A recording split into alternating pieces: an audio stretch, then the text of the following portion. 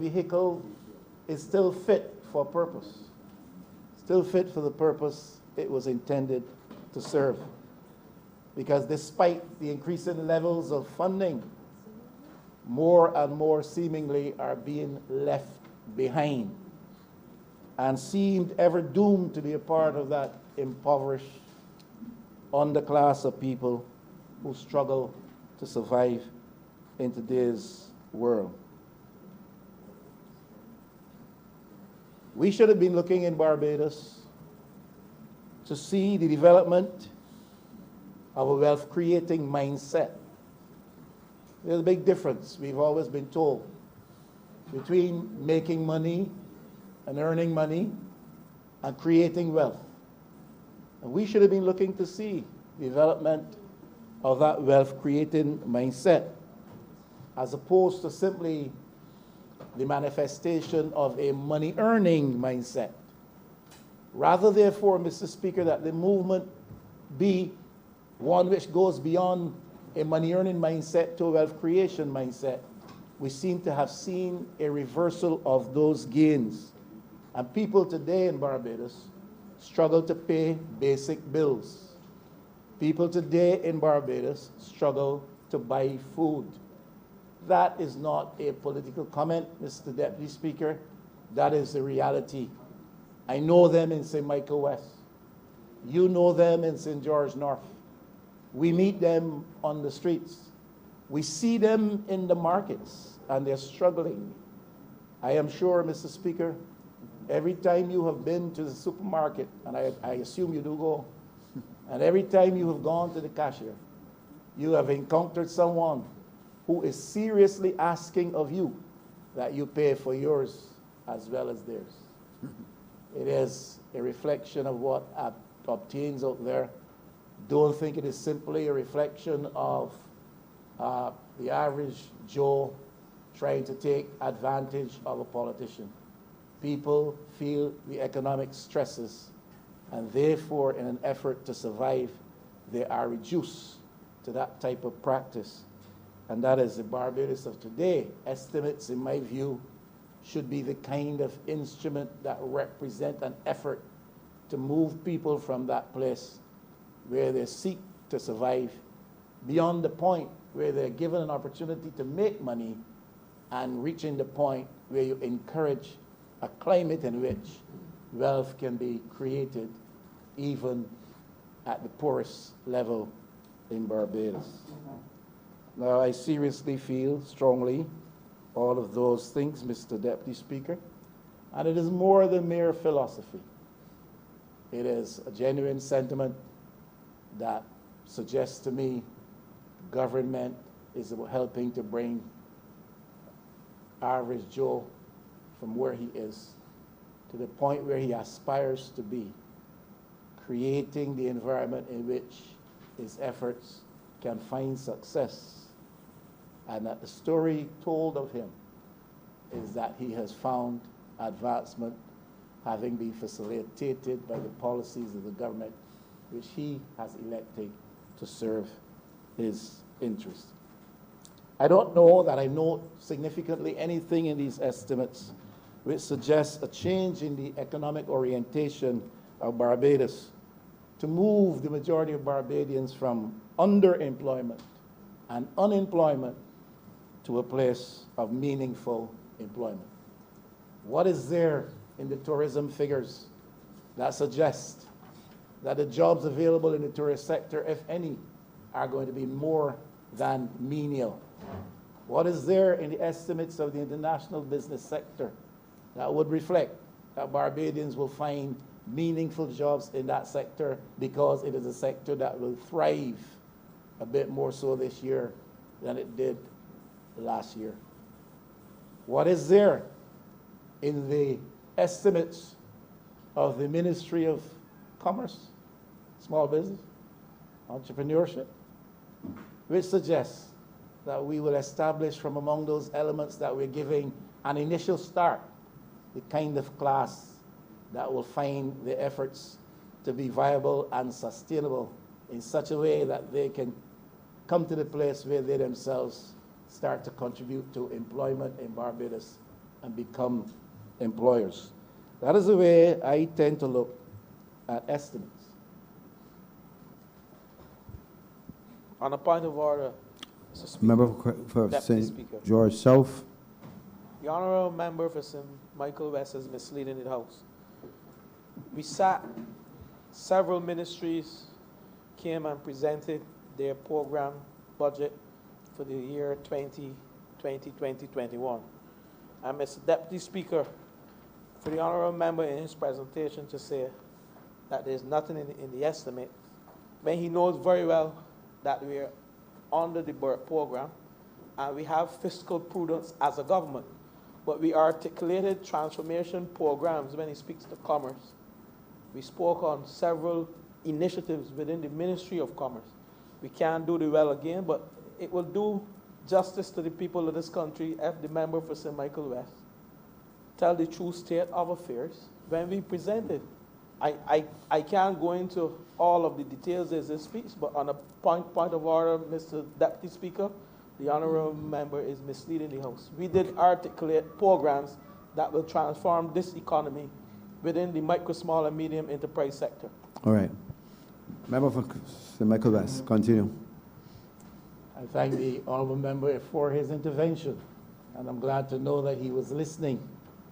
I observe that he has been listening for most of the time he has been in the chamber today, unlike all the rest of his other colleagues, all of whom failed to listen for one moment to the Honourable Member for Christchurch East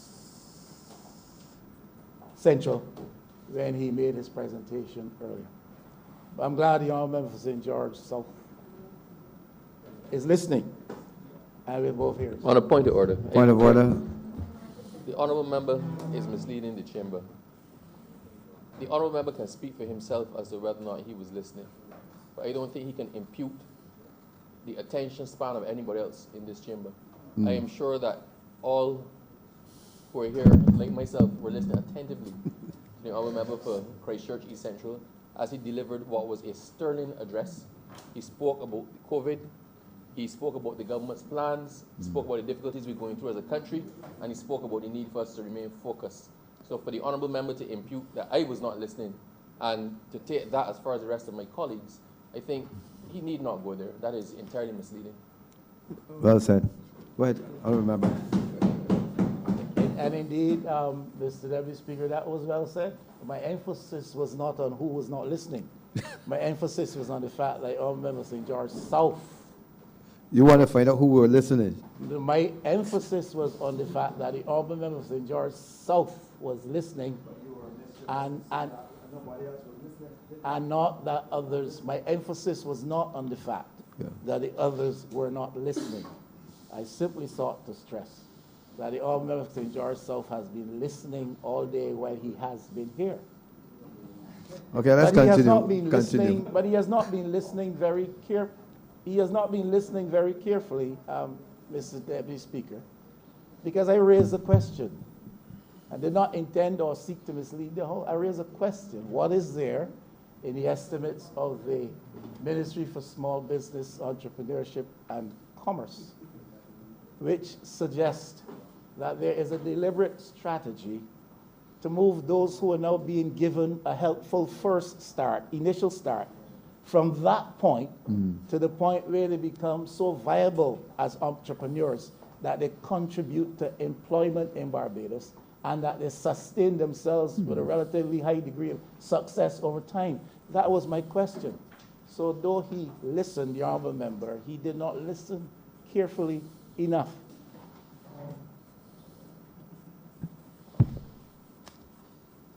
And what did you raise? Mr. Deputy Speaker, I rise on a point of order. The Honourable Member again is seeking to mislead the chamber and the public. And if I have to rise, with all due respect, Madam, Mr. Deputy Speaker, on more occasions, I will do so because the Honourable Member knows very well when he speaks to employment. We quoted figures during the estimates when the Ministry of Small Business, Entrepreneurship and Commerce had the opportunity to present to this Lord Chamber and to the public the number of persons who access loan and the employment generation over the last year and what we intend to do moving forward. So to say that we have come here with estimates that have not contributed within my ministry to employment generation is again misleading the chamber and the public. Mr. Okay. Deputy Speaker. All right. That's your opinion. Let's continue, Honourable Member. Thank you, Mr. Deputy Speaker. I will move beyond that point so as not to further stress my honorable friend out of the country. You know, Mr. Deputy Speaker, I believe a part of the responsibility of the government, and substantially so, is to create an environment for domestic investment. An environment for domestic investment. We hear a lot of talk about investment. There's an whole aspect of the Ministry of the Prime Minister's office, which is given the responsibility of investment. And much of the time, the investment of which we're speaking here is foreign investment. But I believe that a huge part of the mandate given of the people to a government when elected is that the government seeks to create a climate for domestic investment, a climate for attracting the domestic investor to the marketplace. The reality that we have experienced over the past year, year and a half, going to 2 years, we have experienced the reality of people developing a fear of investing their hard-earned gains in especially state-sponsored instruments. We all know the experience of debt restructuring and debt default and how it impacted not only institutions in Barbados, but impacted individuals as well, among them pensioners. And that action, thought prudent by the government, has created in the market space in Barbados with respect to domestic investment a fear that is understood. All I'm seeking to say, Mr. Deputy Speaker, is that when I look to the estimates, figures, the numbers, the documents, I look to see certain things. I look to see the deliberate and calculated policy projections intended significantly to shape and to change and to shape certain aspects of our economic orientation. When it comes to investment, we must come to a place where there is created around us in the domestic space an environment that the private interests at home find it appealing and attractive to put their capital. I do not think that that is now the case. Now, the focus of technology, the use of it, the improvement of the tech world in Barbados, as represented in the numbers in these estimates, seems to me to suggest that government's huge emphasis is about improving the way government does its business, the way government provides services to or interacts with various publics in Barbados. So the focus of technology seems to be targeted at improving the delivery of government services, whether it is immigration or land tax or what have you. It's about improving the government services' capacity to interact with its various publics and to upgrade the efficiency of its service. Don't think that there is a sufficiently significant attempt represented to use the technology as a platform for young entrepreneurs. My honorable friend from St. George South will find in this cause to rise again. But that's all right, because it's about debate and it's about discussion and it's about different sides to a story. And the side I'm telling you right now, the side that seems to be persuasive to me, is that one, that the use of technology is represented in these numbers across ministries is about improving government capacity and efficiency rather than creating or facilitating the creation of the type of technological platforms that will appeal to young people in particular to come into the world of the entrepreneur and to be driven by motivations of self-employment interests, and to use their creativity and their skills and their knowledge and their level of comfort with the tech world to drive their own pursuits as they seek to advance their own lives in this country. The economy of the world, the economies of the region, the economy around us in Barbados is changing significantly. And perhaps nothing more so than technology drives those changes, drives that change. And the estimates, in my view, should reflect that the government has connected with that reality and understands that it's not only about providing a better platform for the government to do its business, but it's about creating an environment, a world in which the young players, the youthful players of this world, whose language is that of the global, whose language is that of the technosphere, to use their skills, their instincts, their impulses to develop themselves and by extension, therefore, to develop this economy. Technology in this world today, in my view, is a significant instrument for leveling the playing field between developing countries, developing economies, and developed economies. Technology can serve to us the advantage of us competing with people in the developed world. It therefore has the potential for foreign exchange earnings. And all I'm saying, Mr. Deputy Speaker, is that when I look to these estimates, I don't see sufficiently reflected an attempt to convince us that the government has fully embraced the fact that coming with the presence of technology, there is increased opportunity and increased capacity for the Barbados economy to rise to newer heights. That's all I'm saying. We need to encourage these and facilitate these new starts. And the honourable member, again from St. George, when he and his team sat in the well, made reference to the numbers of persons who would have been benefiting from the trust loans, which is a good thing.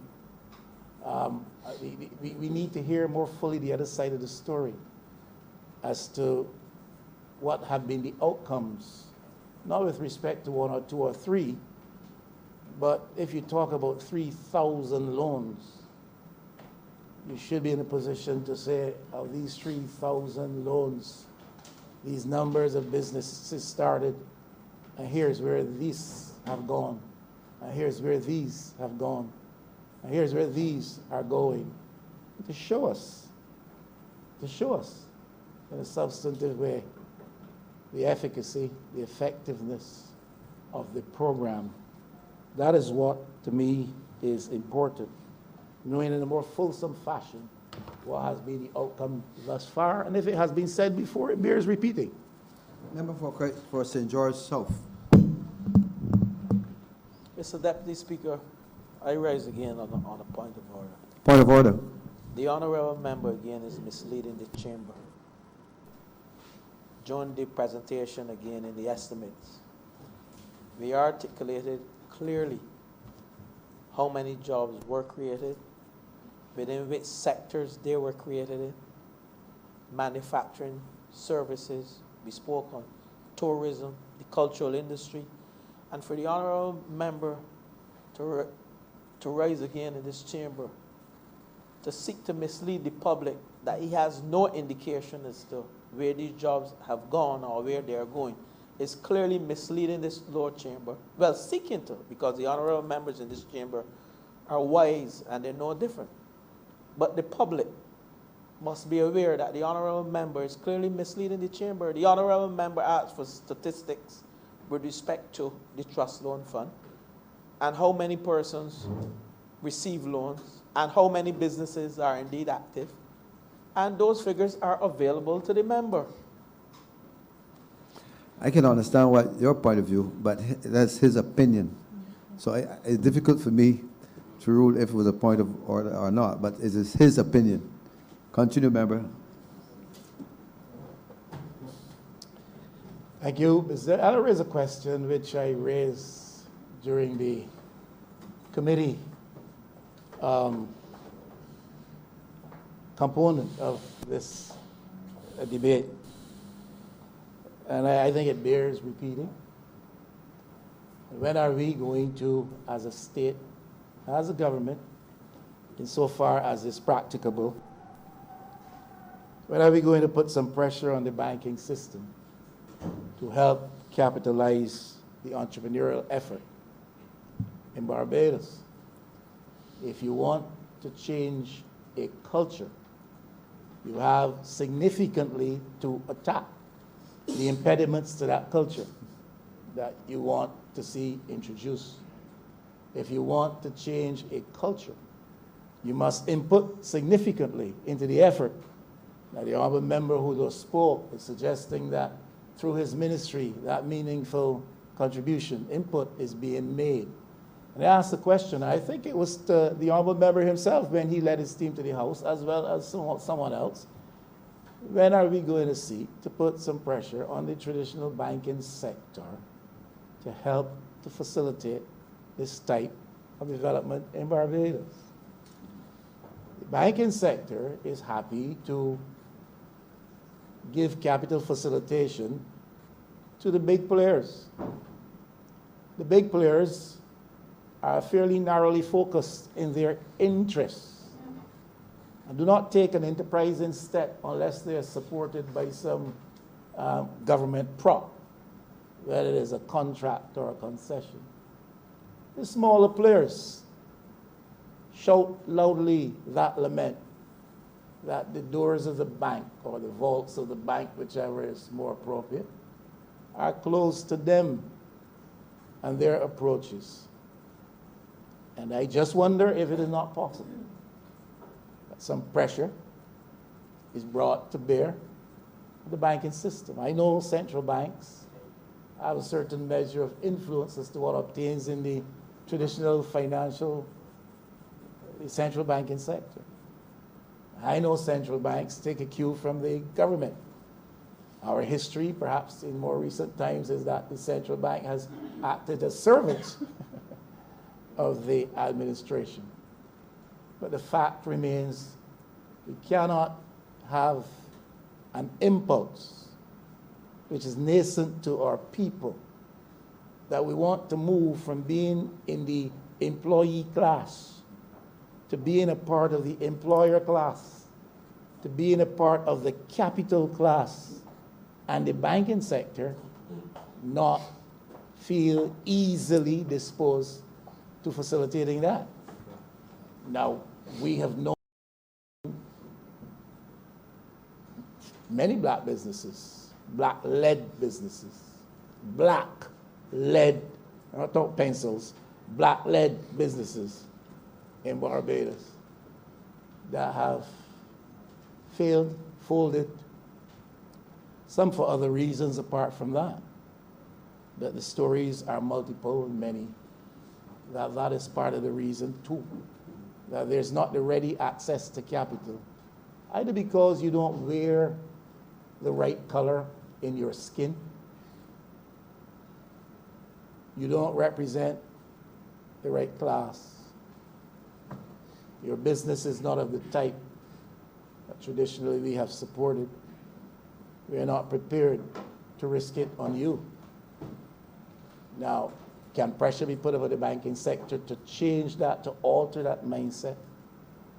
Is government prepared to shift its own position on these matters and to bring itself to a place where, beyond providing small capital access windows, whether they're fund access or trust loans, can government make a shift to guaranteeing before the central banking system, the traditional banking system, guaranteeing the loan applications of smaller, non-traditional businesses to the extent that the banks feel a greater degree of comfort in taking risk upon these emerging enterprises. I am speaking, Mr. Deputy Speaker, about a changing of the orientation and the culture obtaining around and in the Barbados economy, and the contribution of an estimates document, the contribution of the relevance of estimates figures to that objective. And I'm saying that when I look at these estimates, I don't sufficiently see that reflected strongly enough. Now, there's some things about the numbers there that raise some questions with me. In the document, I see a projection for a $46 million increase in property taxes. Now, you seem surprised, Mr. Deputy Speaker. And if I'm wrong, I'm sure I'll be corrected. I seem to see represented there an increase of some $46 million in property taxes. Now, this is always a subject area that is hotly debated. Property taxes perhaps do not so much impact the already defined and mentioned underclass in Barbados. And perhaps as things stand today, even the average working class fellow is not impacted. But it is the interests of the middle class in this particular instance and respect upon which we focus. There have been negative impacts upon the fortunes of the middle class. We lament in the last recent years, you can go back 12 years and cover the last period of the last administration. You can look back at the last 2 years. You can even go beyond that. The story is one in which the middle class has suffered some impact, negatively so, on their fortunes. The removal of a lot of the credits previously afforded with respect to income tax returns and filings, property tax itself, other charges which have been introduced, some of them recently. All of these things have taken a toll upon the middle class in Barbados. Now, if you have an increase of almost $50 million in taxes projected in these numbers, then you have to query what will happen with respect to the impact upon middle-class Barbados. I will imagine, Mr. Speaker. What do you raise? On a simple point of order, Yeah. as it relates to the taxes on property that the Honourable Member is speaking of. Now, he talks about a $46 million increase. That would be so if he was looking at a comparison between the approved estimates for 2020-21 versus 1920. But that 1920 estimate was in fact revised, not to 186 million, but in fact to 215 million. So what that 1920, so he's comparing the previous year to this year to the following year. Right, so 2019-2020 is what he was comparing it to. But remember, that has actually been revised upward because there was a reclassification of the estimates of the property tax. So you're saying that there's no increase? So the increase is not as large as he said. So it is not, in fact, that number. It is only, in fact, a $16 million, yeah, Was $18 that- million increase, and not 46. So it's 18 million Yeah, and because not there was a 46. revision, yes. Member, are you prepared to accept that?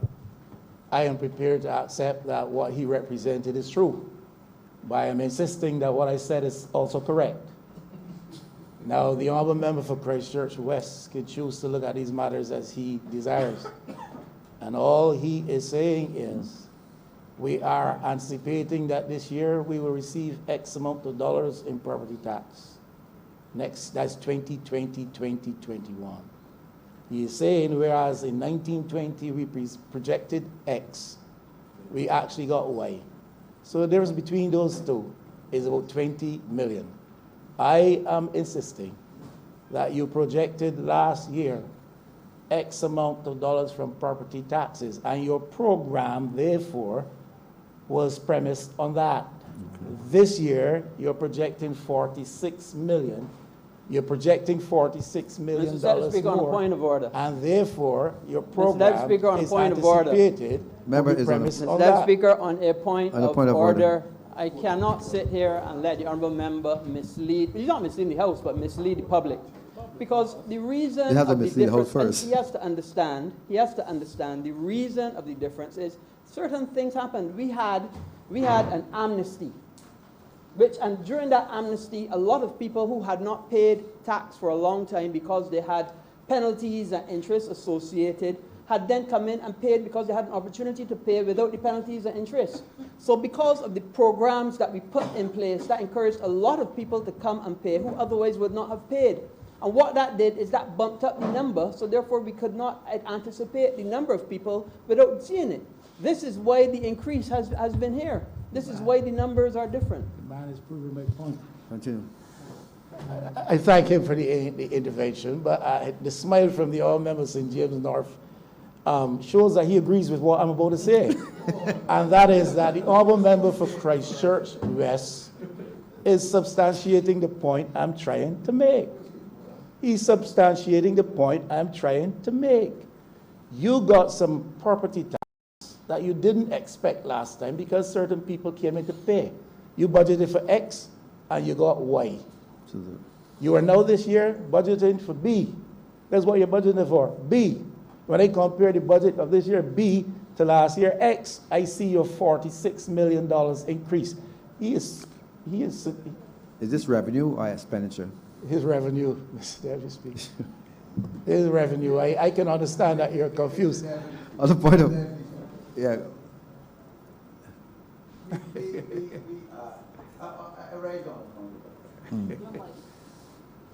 Raised on a point of order. yeah. We are sworn not to mislead Parliament and by extension the people. The fact of the matter is that the honourable member for Christchurch West is indeed correct. Because how the honourable leader of the opposition failed and contextualized this matter was that the government raking in all of this 46, as he said, close to $50 million more in revenue. The reality, sir, is that the rate hasn't gone up for this year, sir. In other words, 2020-21, there will be no increase in property tax.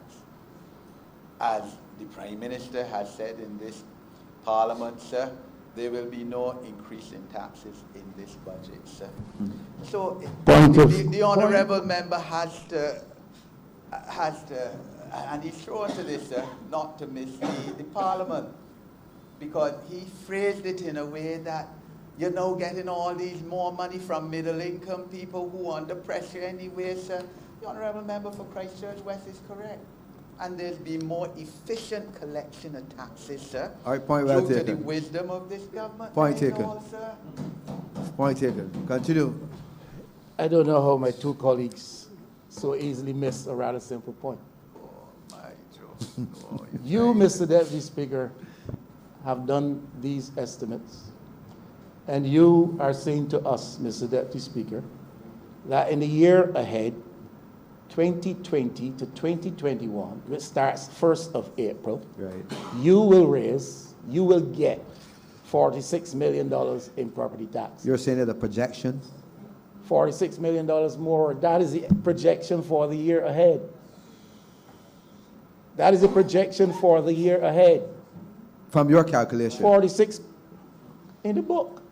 $46 million more is being projected in property taxes. Now, if you tell me you plan to improve collections, fine, if that's your explanation. All I'm saying is, your numbers say you will get $46 million more. $46 million more. Mr. Deputy Speaker, let me reduce. Go ahead. Let me reduce this to simple numbers, yeah? Yeah. Last year, 2019 to 2020, you said to us, Mr. Deputy Speaker, that property taxes in this year, 2019 to 2020, will be $2. Right. You come this year, 2020 to 2021, and you say to us, property taxes for this year will be $48 million. Mr. Speaker, is that a $46 million increase? Based on what you have just said. Based on the numbers in the book. Based on the numbers in the book. It's based on the numbers in the book. These are numbers which are being made up.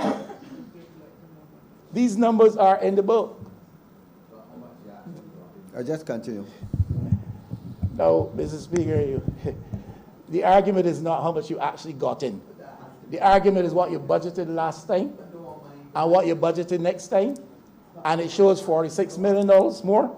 And if it shows $46 million more, I am entitled to ask, Mr. Deputy Speaker. are you going to improve collections Mr. or are Deputy you going to Speaker. increase property taxes? Mr. And Deputy if you Speaker. are going to increase Just property a minute. taxes, On a point then you will of do so to the order, further Mr. detriment Deputy of the Speaker. Two middle members on class. his feet. Mr. Two Deputy members. Speaker. The member On for a point of Christchurch order. West. The Christchurch honourable member West. continues to mislead the House. He clearly does not understand the difference between approved and revised. And let us then take his incredible or incredulous argument to its logical conclusion. That would mean then that the tax revenue of 2019-2020 approved was 2.889, whereas revised was 2.6. So that means that it was $200 million less.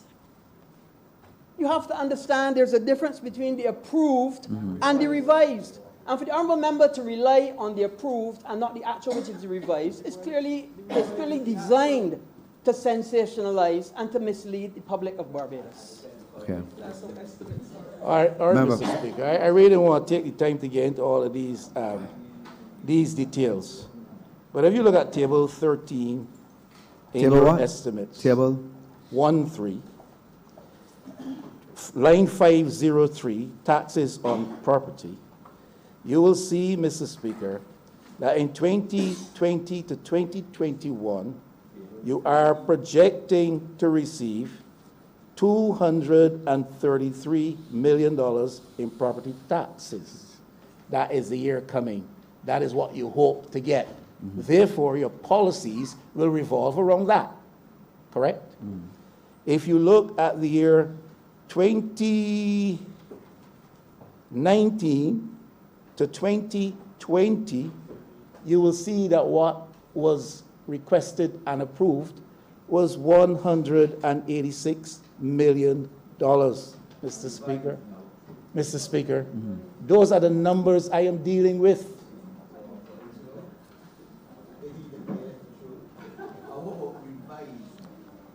Let's continue, please. Mr. Speaker, your revised numbers to which the two honourable gentlemen refer, your revised numbers speak to what you have achieved in the current year coming to an end.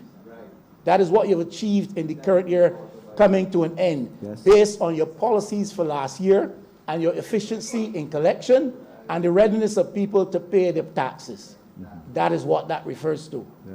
What you are now putting in the estimates for next year represents the number around which your policies will be evolved. Correct, Mr. Speaker? And speak to your efforts to collect that money. I do not know where these two honourable gentlemen are coming from, but I am simply saying to you, last year you planned to get X amount of dollars in property taxes. However much you got is a different story. This is what you planned, and your policies were based on that. Your efforts were aimed at achieving that. Next year, you plan this. So I'm questioning, where are the policies and what are the policies that will take you to that figure that you are putting in these estimates which this Parliament will approve? That's all I'm asking. I don't know where these two honourable gentlemen come from, except that they come out of Christchurch West and St. George North. St. George? St. James North. So if they're done, Mr. Speaker, could I go on? Go ahead, please. Because Let's that's all proceed. I'm asking. And I'm saying that if you are expecting increased property taxes, you have to tell us whether it's simply a matter of better collection efforts, if it is a greater measure of faith placed in the Barbadian taxpayer to pay his property taxes, the Barbadian landowner, or if it implies that there will be some increase in the rate of taxes. The Honourable Member St. James North said that the Honourable Prime Minister said in this chamber that there'll be no new taxes. I don't know that that is true. I know I've heard it outside of this chamber. Property tax is not a new tax. Property tax will not be a new tax. It has been with us for the time of immemorial. You therefore can increase an old tax. It's not a new tax, you know, words are funny things, Mr. Deputy Speaker. But that's another story that we're going to get to sooner or later. So $46 million more. And I'm glad that the honourable gentlemen who spoke, who rose to their feet multiple times, are enthusiastic about paying that tax and are ready to cough up when the time comes. Because the burden will fall heaviest on people like them. Not people like yourself, not people like myself, people like them. Now, there's a $200 million difference that was yielded to corporation taxes. $200 million difference yielded to corporation taxes in Barbados as a result of the corporation tax adjustments. Questions flow from that. You give $200 million to the corporate sector, Mr. Deputy Speaker, it has to come from somewhere. If it's incoming out of Bridgetown, it must be coming out of St. George. In Workman's, that's where you reside, Mr. Deputy Speaker, or Government Hill. You see, when you give it to the boys in Bridgetown, or wherever they are located, you have to take it from the boys in Bell Gully, in Britain's Hill, in Bayland. So you yield $200 million in taxes, somebody got paid. It has to come from somewhere. And in fact, we were forewarned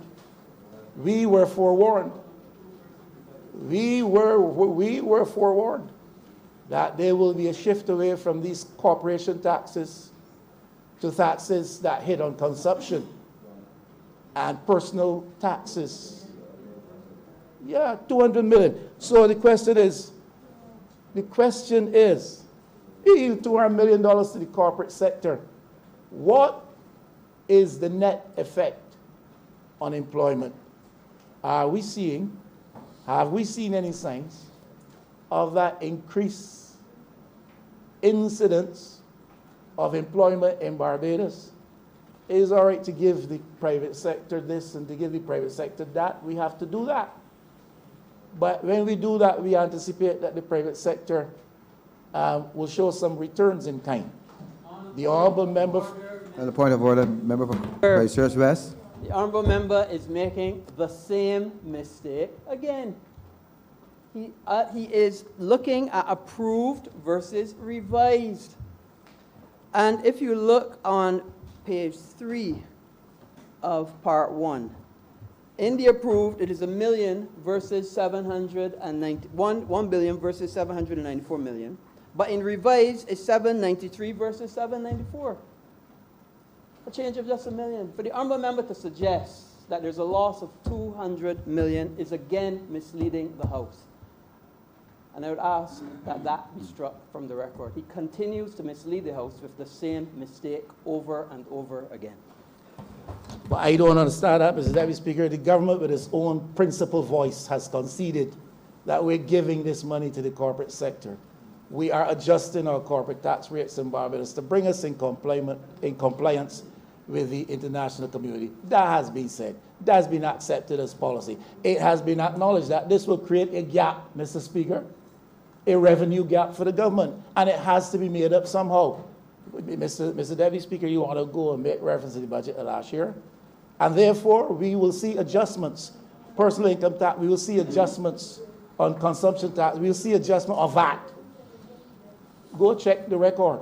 The government, by its own voice, has said that. All I'm saying, if you make that policy change with respect to corporate tax revenues in Barbados, then it has to be made up. It has to be made up from somewhere. And if the boys in Bridgetown don't have to pay, then the fellas in Baylan and in Burton and in Bush Hall will have to pay. That's all I'm saying. Is that not true, Mr. Deputy Speaker?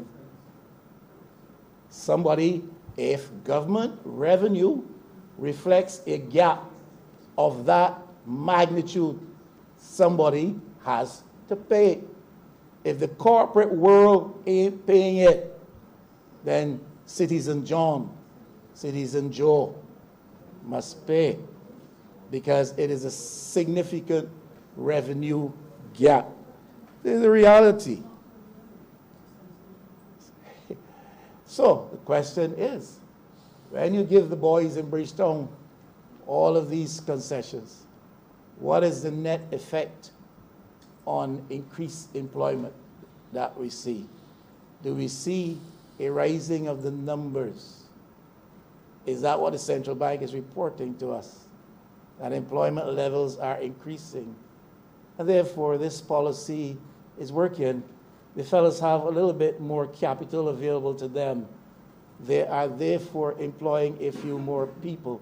I heard the same honourable member for Christchurch West in this place, in repeated instances, even in this debate, suggest we give the private sector a break.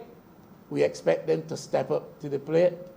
We give an increase in the government sector, public sector, with respect to a small wage improvement. We expect the private sector to follow suit. That was the honourable member's reasoning. I'm simply saying, yes, I agree with that. If the government shows and takes the lead and give a 5% increase in salary and wages to public sector workers, maybe the private sector can consider doing the same, if no more. And especially in a context where you give them a concession of $200 million. Mr. Speaker, is that so hard to understand? Is that so hard to internalize? On the point of order, Mr. Member for Speaker. Christchurch East Central. The honourable member certainly is misleading the chamber from a number of fronts, sir. First of all, the government of Barbados, this government of Barbados, did not give to anybody, as he is asserting, $200 million with respect to any cash injection. Let me remind the honourable member that, first of all, when this government came to office, we increased corporate rates from 25%, Mr. Deputy Speaker, to 30%. There was an increase with respect to personal income tax temporarily during the course of 2018, sir. And then subsequently in the budget of last year, sir, the Prime Minister, having announced the convergence in December of 2018, came to this honourable chamber, sir, and announced a series of cuts with respect to personal income tax that would take effect, sir, from April 1st of last year.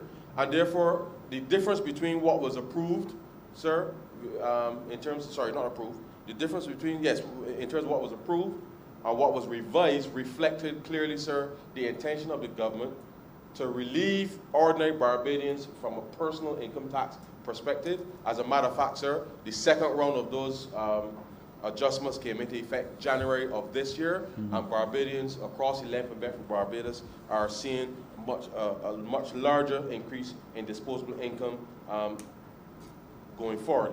But let me say, sir, the actual revenues collected, and I think the member is seeking to distort the chamber, because the taxes on incomes and profits, sir, don't reflect only corporation tax, sir. It is incomes with respect to the income tax that Barbadians pay, plus corporate taxes, which make up the amalgam.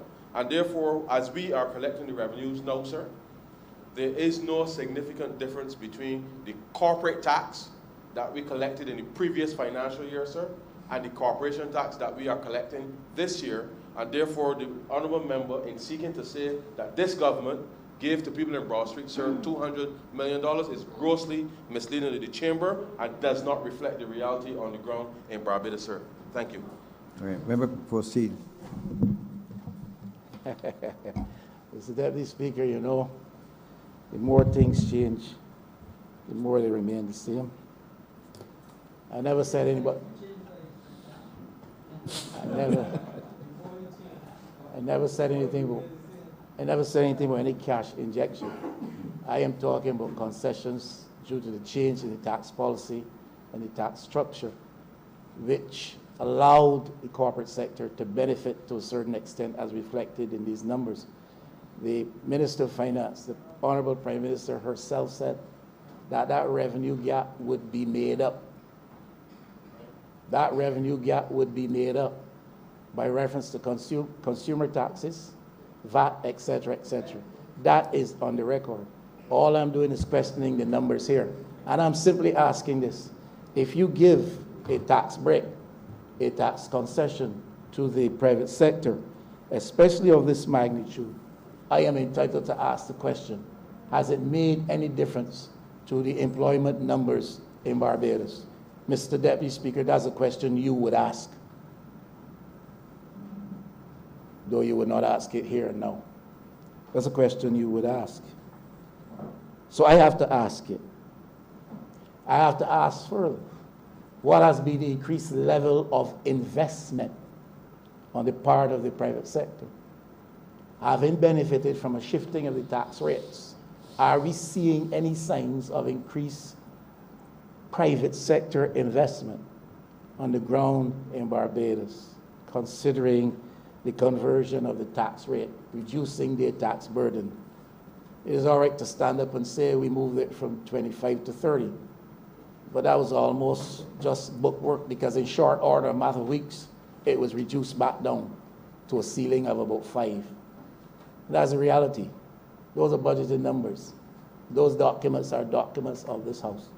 Question, therefore, is fairly justified. What has been the level of increased investment seen on the ground in Barbados as a result of that benefit which they got? Now, I have heard this talk about no new taxes. That's all right, no new taxes. Now, VAT is not a new tax. You know, you could increase the rate of VAT and not have a new tax in Barbados. You got a new tax rate. So I want clear language. Clear language. Don't say there'll be no new taxes. Say there'll be no increase in taxes anywhere. That's the clear language that we need to hear. When I hear that, I'll stop harping on this. You can increase the VAT rates without introducing a new tax. And that's the reality. It's reality. There's several existing taxes. You can increase without increasing new taxes. Now, when the government says no new taxes, I take them at their word. That is me. That is me. But I still think you need to say in no uncertain and in very clear terms to the people of Barbados that you will not increase tax at all this year in Barbados. And Mr. Deputy Speaker, you have been in politics long enough to know that there's something called user fees. You don't have to increase taxes, you know. you can increase user fees for services. And already in the well of this house, I heard one or two ministers, honorable ministers, refer to increased user fees for services under their ministry. Do you recall that, Mr. Deputy Speaker? No, I don't, really. Well, I do. And if that is not true, I would expect that one of them would stand up and challenge me. But I heard that from a couple of ministers in the well of this house already this week. Expect, anticipate increased fees for aspects of service provided by their ministries. If that is not true, let an honorable man stand to his feet, or woman that is, and say it is not true, but I heard that. And therefore, justifiably therefore, I think I asked the question, even if we don't see increased taxes in any way, or new taxes, will we see user fees increase in any respect for some of the services provided by the government of Barbados? Already you've done it with respect to the post office, postal service. And that's pre these estimates. And that was a pretty hefty increase. Maybe in the scheme of things does not provide the level of revenue that causes one to be staggered, but it is illustrative of what I'm talking about, that you can have increased fees for services without having increased taxes. And those increased fees for services can be equally as burdensome to people who are already burdened by heavy levels of taxation, and some already applied user fees, not least of which is the $3.50, that's what it is, bus fare, not least of all that, healthcare levy and all of that. These things have been, these healthcare contributions, these things have been introduced already. So are we looking down this year, not at new taxes, but increased user fees in any respect? I think that's a question I will want to ask. You look at these budget figures, Mr. Deputy Speaker, you will see they reflect a $50 million more in non-tax revenue. You understand that? No new tax there. That is not a tax revenue. That is non-tax revenue. But with the details with respect to these non-tax revenues, because it's increasing by $50 million. Non-tax revenues. Do you know what that represents, Mr. Deputy Speaker? I don't, other than that it is revenue derived by the government for the public purse, without reference to what we call formally taxes. But it's $50 more in non-tax revenue. I'm concerned, as we're looking at numbers, I like to be fair and look at both sides. I look at these estimates, I see an increase being proposed for public order and public safety of only $9 million. $9 million. I remember last year I raised this issue. I raised it again. Barbados has changed. The climate in society has changed. There's some dynamics now with which we have to deal and upon which we have to get a further grip. And I don't raise this to be critical. I have not joined my voice to the many voices that have called for this and have called for that and the removal of this person or that person. I don't go places foolishly. But I strongly do believe that unless we protect our reputation, unless we protect and preserve a reputation of safety and security and a place where people feel comfortable whether they are home or out to work, if we don't do that, whatever limited gains we have achieved become a subject to serious threat. I therefore think that $9 million increase in that line for public safety and public order is small. Yes, it's there with health, and yes, it's there with education in terms of the increases in the overall votes. But this matter of public order and public safety, and dare I say, and I say so with a sense of dread, that if things go wrong, go south with the management of this COVID threat, we are going to be staring down the barrel of further issues in public safety and public order in Barbados. And I suppose that will be dealt with if it does emerge. But even as these estimates stand, before the threat of COVID, $9 million more for public safety and public order to me is minuscule. I remember when I raised this concern last time, I was told that there's money spent in the budget, in the estimates, money provided towards public order and public safety, though which necessarily not captured in that line, but maybe captured in other lines or under other ministries. But at the end of the day, $9 million more, $9 million more for public safety and public order to me is minuscule, not with the crime trends that we are observing in Barbados today. I believe that there's serious need to relook that. And I say so not to offer any criticism.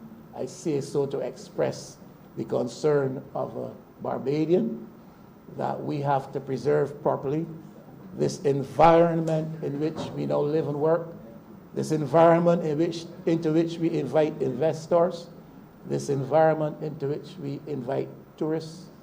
We need to make sure that tourists, investors, and residents, all alike, are properly protected, that our reputation is enhanced. Beyond being preserved, it is enhanced in the eyes of the world so that Barbados remains an attractive place. Else all we do falls prey to threat and those who are criminally bent on pursuing their own interests in illegal ways. Now, Mr. Speaker, there's some other numbers in here that cause me to question exactly what we're doing. Mr. Deputy Speaker, What about the rice? I raise on point of order. I thought long and hard before intervening because I don't want us to give fuel to the Honourable Leader of the Opposition's thoughts, which we could possibly be doing. I mean, he seems to be phasing out already. But I mean, the fact of the matter, sir, and I really don't want the records of this Parliament, the highest forum in the land, to be tainted with misleading statements. The fact of the matter is that this Parliament has on many occasions within the course of last year and of this current year, sir, and even as recently since we moved to this location, sir, brought supplementals, voting funds for law and order, sir. So for the Honourable Member to be giving the public, well, this House first, sir, and by this House himself, sir, because he isn't fooling anybody else in this House. But the public, the feeling that we are not voting monies to maintain order and public security and national security in this country is misleading, sir. 2 weeks ago, a supplementary was brought in this House, or last week, voting additional revenue, sir, for law and order. So to look at it within the narrow context of only voting 9 million votes, is, quite frankly, sir, a dishonour to this Parliament, sir, which, as I said, I thought long and hard, but I felt really it was my duty, sir, as obviously a member of Cabinet. So you're saying there's more than 9 million? Sir, Okay. the supplementaries Okay. have to be taken in the context. So you can't be misleading Parliament by saying it's only this when we regularly vote supplementaries. Okay, your And- point and has been did it taken. Up to last week or 2 weeks ago.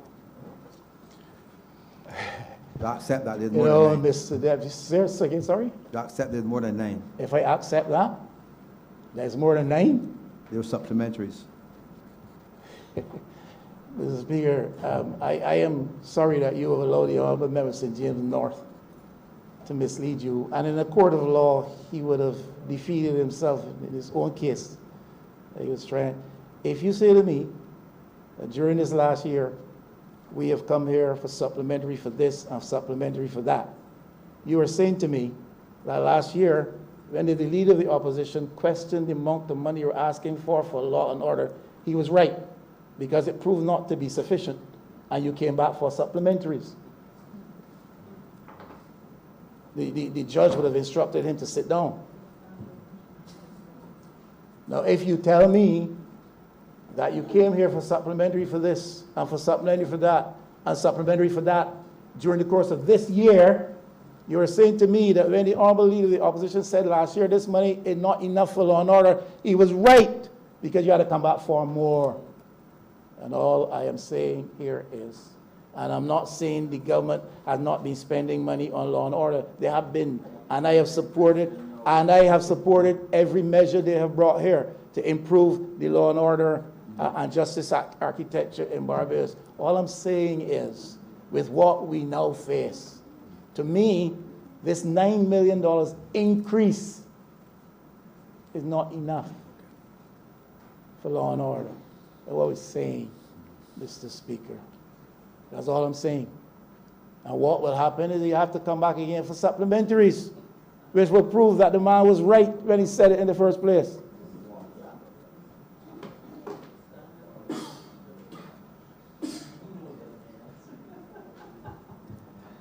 Mr. Speaker, on the issue of debt.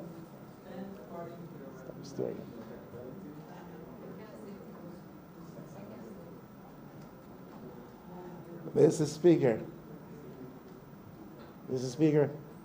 on the issue of debt, we really need to have Barbados appraised of where we are. You know, we talk about debt to GDP. We talk about debt to GDP and how the ratio has come down from 170 to about 120 now, percent of GDP and all this, and we are moving towards 60% of GDP by 2030 or 2033. That's what we say. And when I read the numbers here, our debt reality is the same projected as it is now. It's $10 billion. It's $10 billion, roughly, Mr. Deputy Speaker. If I'm reading these numbers wrong, please, Mr. Deputy Speaker, you tell me. Because it's $10 billion. $10 billion then. $10 billion then. $10 billion now.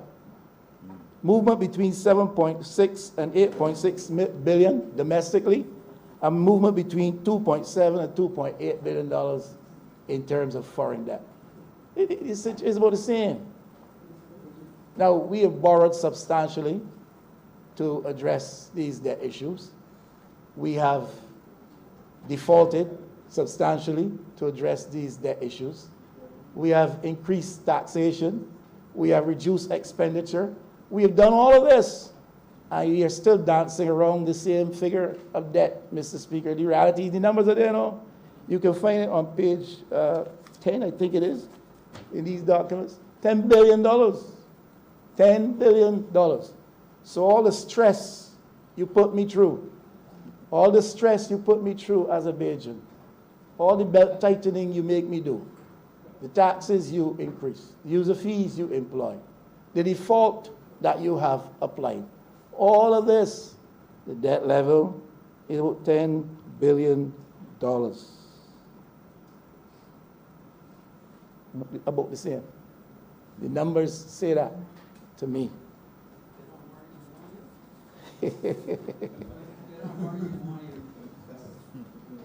I hear the Honourable Member of Christchurch say you don't pay down a mortgage, you won't hear. You're not supposed to hear him.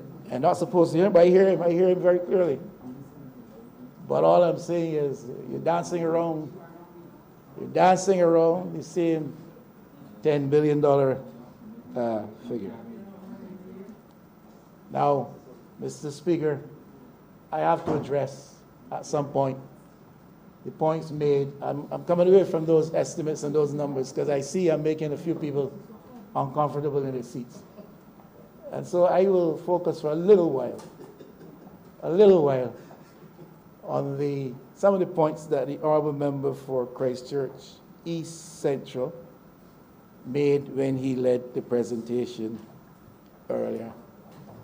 He spoke, Mr. Deputy Speaker, with reference to, he spoke for about 2 hours and 15 minutes or somewhere near there, and he spoke substantially with reference to COVID-19 and its implications.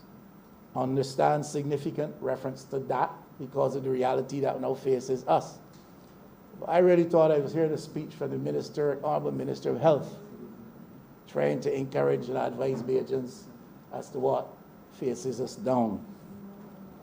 Now, he expressed fears of a he expressed fears over the projection of a 25% tourism fall off for Barbados.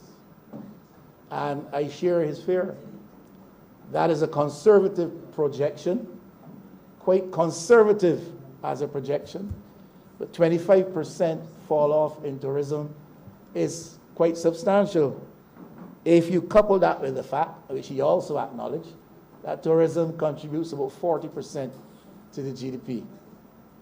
And he set our circumstance in the circumstance of regional terms. Again, Mr. Speaker, and I spoke to this before, and others apart from me and before me have spoken to this, the unwisdom of the over-reliance on tourism as a chief and sometimes seemingly only driver of the economy. If it is contributing 40%, that is substantial. It is a very volatile, vulnerable, exposed industry. This present threat constituted by this pandemic, by conservative projections, will see a 25% fall off. I have heard as much as 35%. I have heard as much as 80% fall off if we reach the stage where there is a 50% fall off. That is a sorry day for Barbados. And it perhaps gives us opportunity to reflect on the unwisdom of continuing to rely on this very fickle industry. In the good days, we will do well, but it is too exposed to too frequent bad days. And therefore, maybe there's a message in this for us that we need to change course substantially, Mr. Speaker. Now, the Honourable Member for Christchurch East Central also suggested that one of the threats which we face and which would mean significant fallout perhaps for us, negative fallout for us, is in the slowdown of the manufacturing processes on which we rely. Globally, the supply chains, I believe that's what his reference was. But if there is, as there already is, clear evidence that this exists, a slackening, a slowing down of the manufacturing processes, that has issues for us.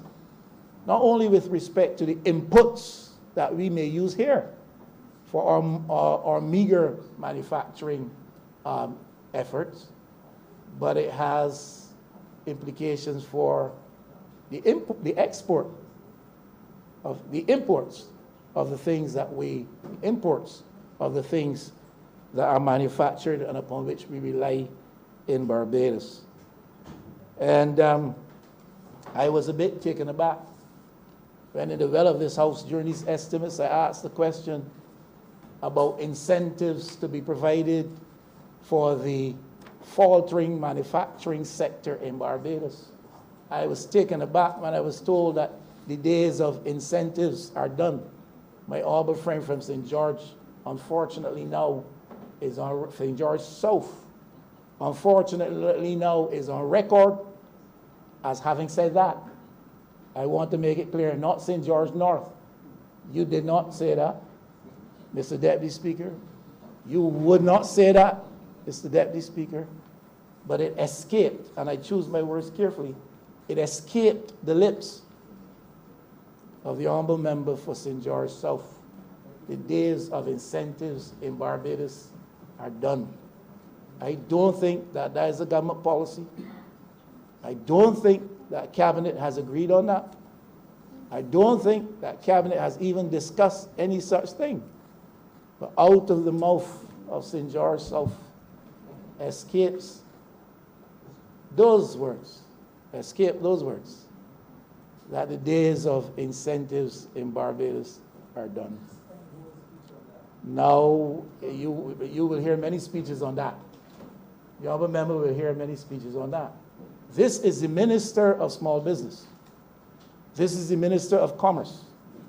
This is the minister responsible for entrepreneurship. He's saying to us, he's saying to the public of Barbados, and I'm sure he did not intend to mislead us, that the days of incentives, the days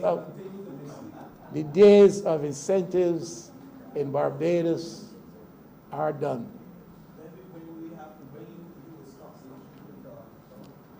I am sure, Mr. Deputy Speaker, in case you didn't hear me with the noise coming from the other side, that is not cabinet policy. I am sure that is not government policy. I am sure that is policy coming only out of St. George South. Did you hear that? Did you hear that as policy? When a minister speaks to the Parliament of Barbados, I expect he's expressing policy position. He runs a ministry. He represented a ministry. He led a marvelous team here. I'm saying, I'm sure it's not cabinet policy. I'm sure that is not, I would hate to think it is government policy. So it has to be policy coming out of St. George South. It has to be policy coming out of the mouth of the Minister of Commerce, the Minister of Small Business, the Minister of Entrepreneurship, that the days of incentives in Barbados are done. I heard that, Mr. Deputy Speaker.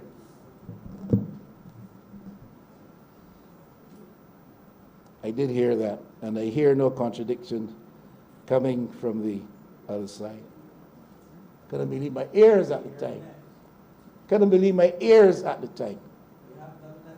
But if the Honourable Member did not say that, he's free to rise to his feet, as he has several instances in this speech already. The Honourable Member is free to stand to his feet and contradict me on that if he did not say that.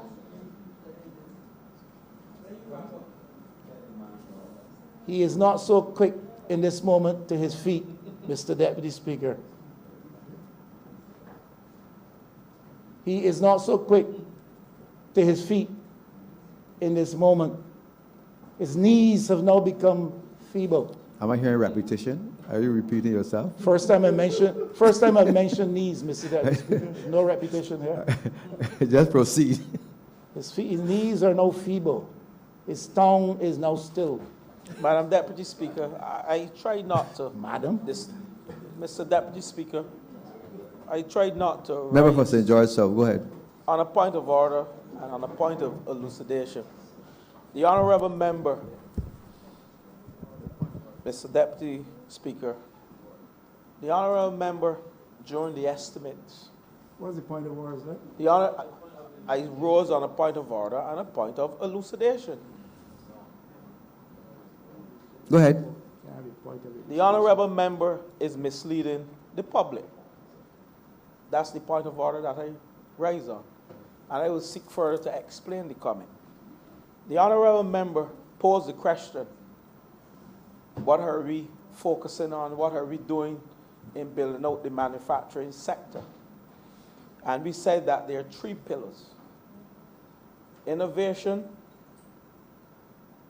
entrepreneurship, and indeed an ICT platform.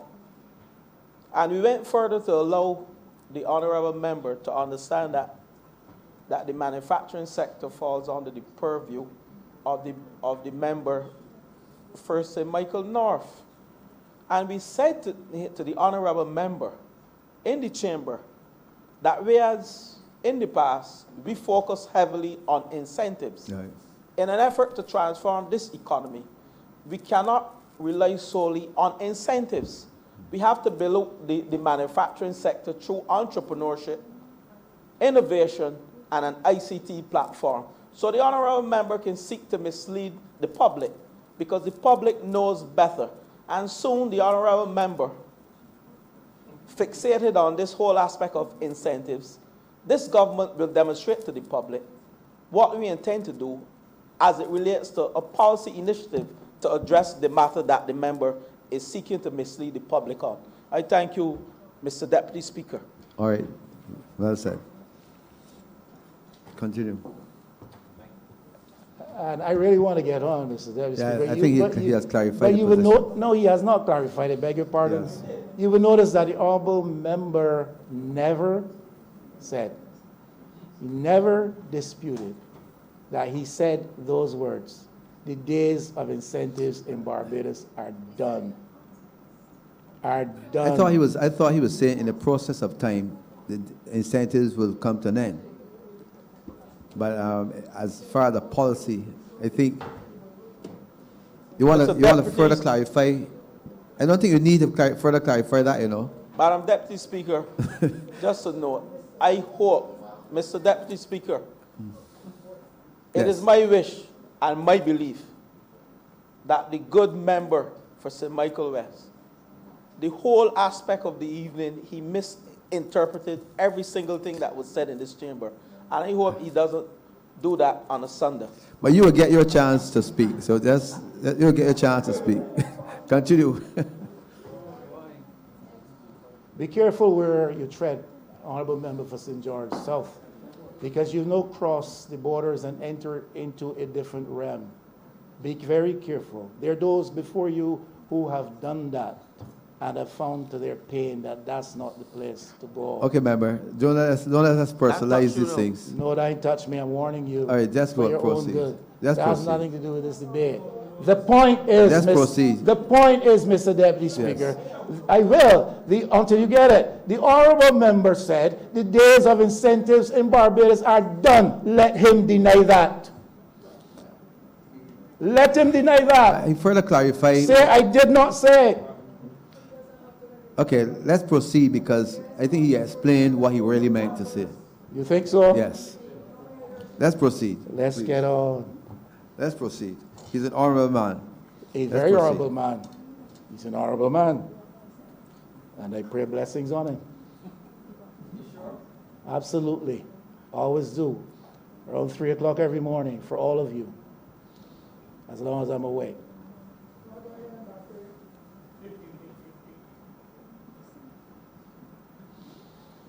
He does hear prayers from bad people, though. Some interesting things said. Some interesting things said further by the honorable member for Christchurch East Central. There's a saying in politics, you never waste a good crisis. You're familiar with that? Never made a good crisis. You never waste a good crisis. And there are those who live in a world and make only a political reference to their experiences in that world. And I'm not suggesting that is true of the Honourable Member for Christchurch East Central. I don't think so. In other words, there's some people who only see politics in everything. They don't see beyond the political, and I don't think that of the Honourable Member for Christchurch East Central. But there's a saying, you never waste a good crisis in politics. The Honourable Member used some words today, and here I go again. When you use people's own words, you get in trouble with people. And the Honourable Member said today, this crisis presents us with a unique opportunity. And there's some who will think, and I'm not suggesting that he does, there's some who will think that this crisis presents the government with a unique opportunity to divert somewhat away from the stringency of the IMF extended fund facility arrangements into which we found ourselves. There are those who will think that this is a tremendous opportunity for government to find a space of greater relaxation, to spend a little more. We'll find the opportunity to press the IMF for a little bit more funding so that we go beyond the 290 million we got in the first place. We wanted more to start with.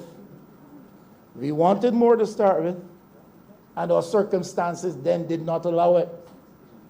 Circumstances now may have brought our reality to a place where we can put a case in the context, perhaps, of a regional approach to the institution to find greater levels of foreign exchange input into our economy and to find greater space for spending, perhaps to ease the burden on our people. That is the crass political way of thinking about it. I don't associate that thinking with the Honourable Member for Christchurch East Central, although there are those here who will stand to their feet and say so, or go from here and say so. I repeat, I don't associate that crass type of thinking to the Honourable Member when he used those words that this presents a unique opportunity. But the reality is that we will perhaps, if we're successful in our approach to the IMF, along with the regional approach to the financial institutions of the world at this time, we may find that breathing space that may help to ease the burden on some people. We will find that extra input of foreign reserves that will help to alleviate the pain that would have been caused by a persistent lack of growth in the Barbados economy, export growth in the Barbados economy. And therefore, Mr. Speaker, I think the Honourable Member's words I would want better to understand in that context and not as a crass political statement. On the PDP side, party which I have the honor to lead, we anticipated that this present threat would bring us to a position where, as a country, we can make that appeal for greater funding, and we can make that appeal for a relaxation of the stringency which would allow the government to spend more. So we anticipated that, and does not come as a surprise. My one caution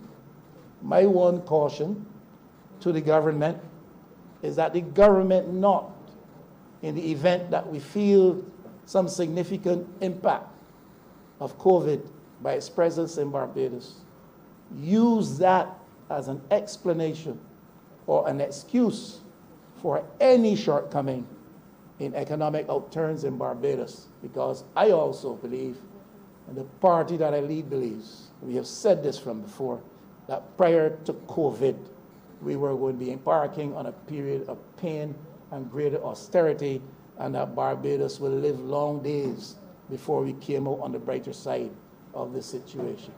So we would not want to hear it sounded across the corridors of Barbados that it is COVID that brought these burdens upon us, even though the threat is there to intensify the burden and to multiply our sorrows. And I hope I have been clear in expressing that. So the Honourable Member told us that this is an opportunity for the government to use a stimulus in capital spending in Barbados. That is to be perfectly understood. If this present threat becomes more of a sinister reality, then of course it will hit our economy hard because of the way the economy is profiled. Yeah? Dependent on imports, dependent on tourism, many jobs in the tourism sector, in the retail sector, which is a heavily import sector, and it will hit our economy hard.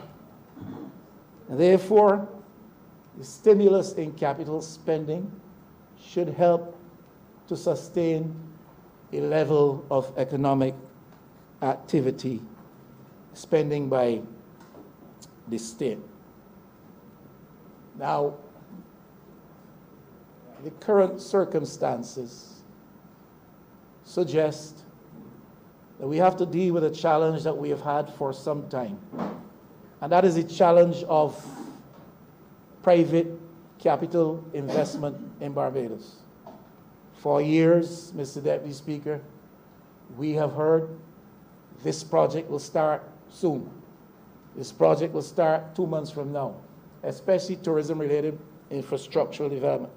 This project will start next 3 months. This project will start by December. And we have been, in each instance, disappointed not to realize those starts. This government is saying to Barbados that over the next 3 months or so, there are a number of projects which we expect to see started in Barbados that will help with the capital spending and therefore circulation further of money in the economy. Now, Mr. Deputy Speaker, my understanding is that undertakings with respect to the startup of these projects, these undertakings were received before the onset of the threat of COVID. So the question is, since the threat, since the downturn in global economic activity, since the impact on tourism-related activity and investment, my question is, what of these projects? And will we really see the startup of these projects in the interim period? Government has said, and in a public forum, that they are in a position to put pressure on these investors because they have been granted concessions. And if they do not proceed with the startups in the given period of 3 months, those concessions can be revoked. That is pressure. Government has facilitated through planning approvals, I imagine, the startup of these projects. But the question has to be entertained, is that will they materialize, will they be realized given the existing circumstances of the moment? Now, I have to take issue with the Honourable Member for Christchurch East Central on a couple of things, though. He projected, perhaps, if this threat of COVID becomes real for us, he projected at most about 20 cases in Barbados.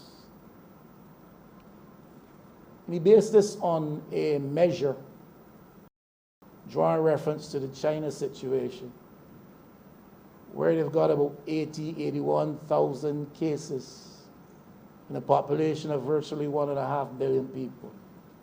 Yet only 81 cases. He extrapolated to suggest that Barbados, if you only got 81,000 in a population such as China's, Barbados is likely to be 17 or so, at most 20. I understood what he was saying. I didn't like what he was saying. I think in an effort to give a sense of calm, which the government must do, it was a step overboard to compare using that model. Because if you look at population density, Mr. Deputy Speaker, and immediately he said it, it struck me and I checked. Population density for China is 150 people per square kilometer. Let's say square miles for ease of reference. 150 people per square kilometer. Population density of Barbados, 670 people per square kilometer. You understand the significant difference in that information? You can't say China has 81,000, which sounds like a lot, in a population of 1.4 billion, which is a lot.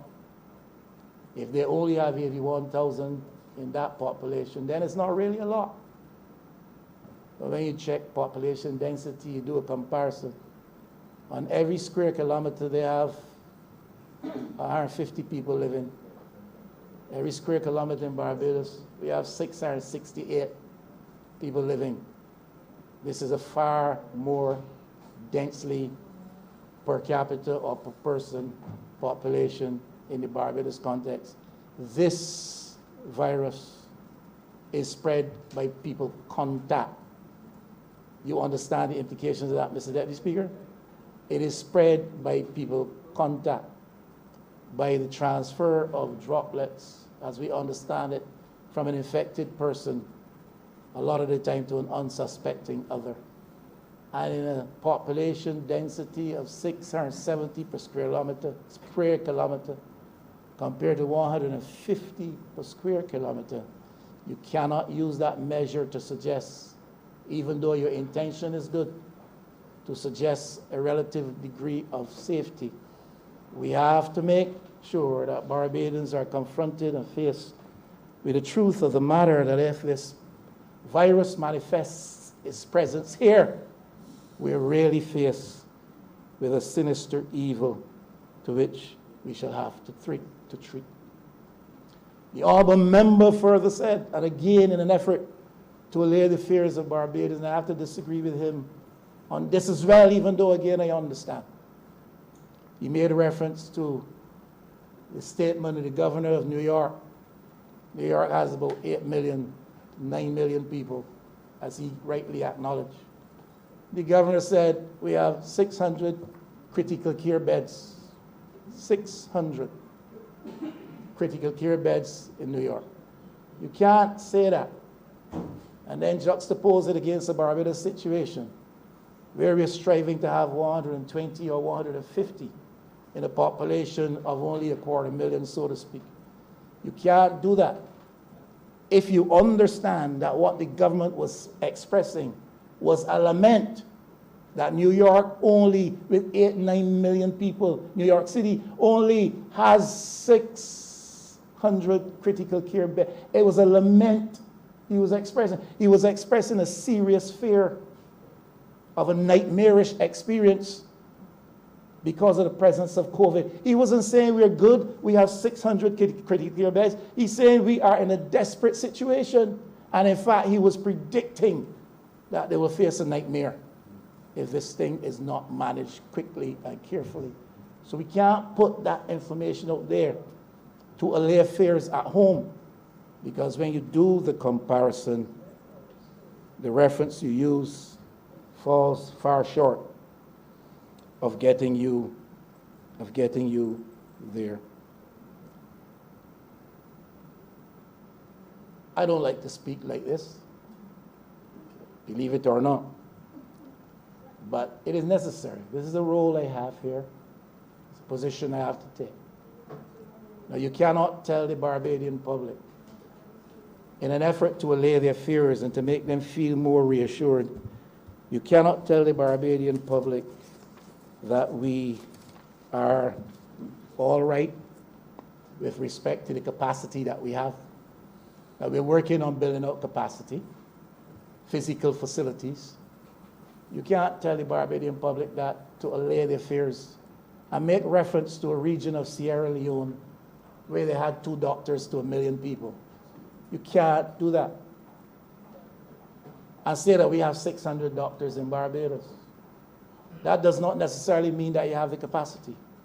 And that we have nurses in Barbados. That does not mean that you have the capacity to deal with this threat, if it becomes real and a nightmare for us.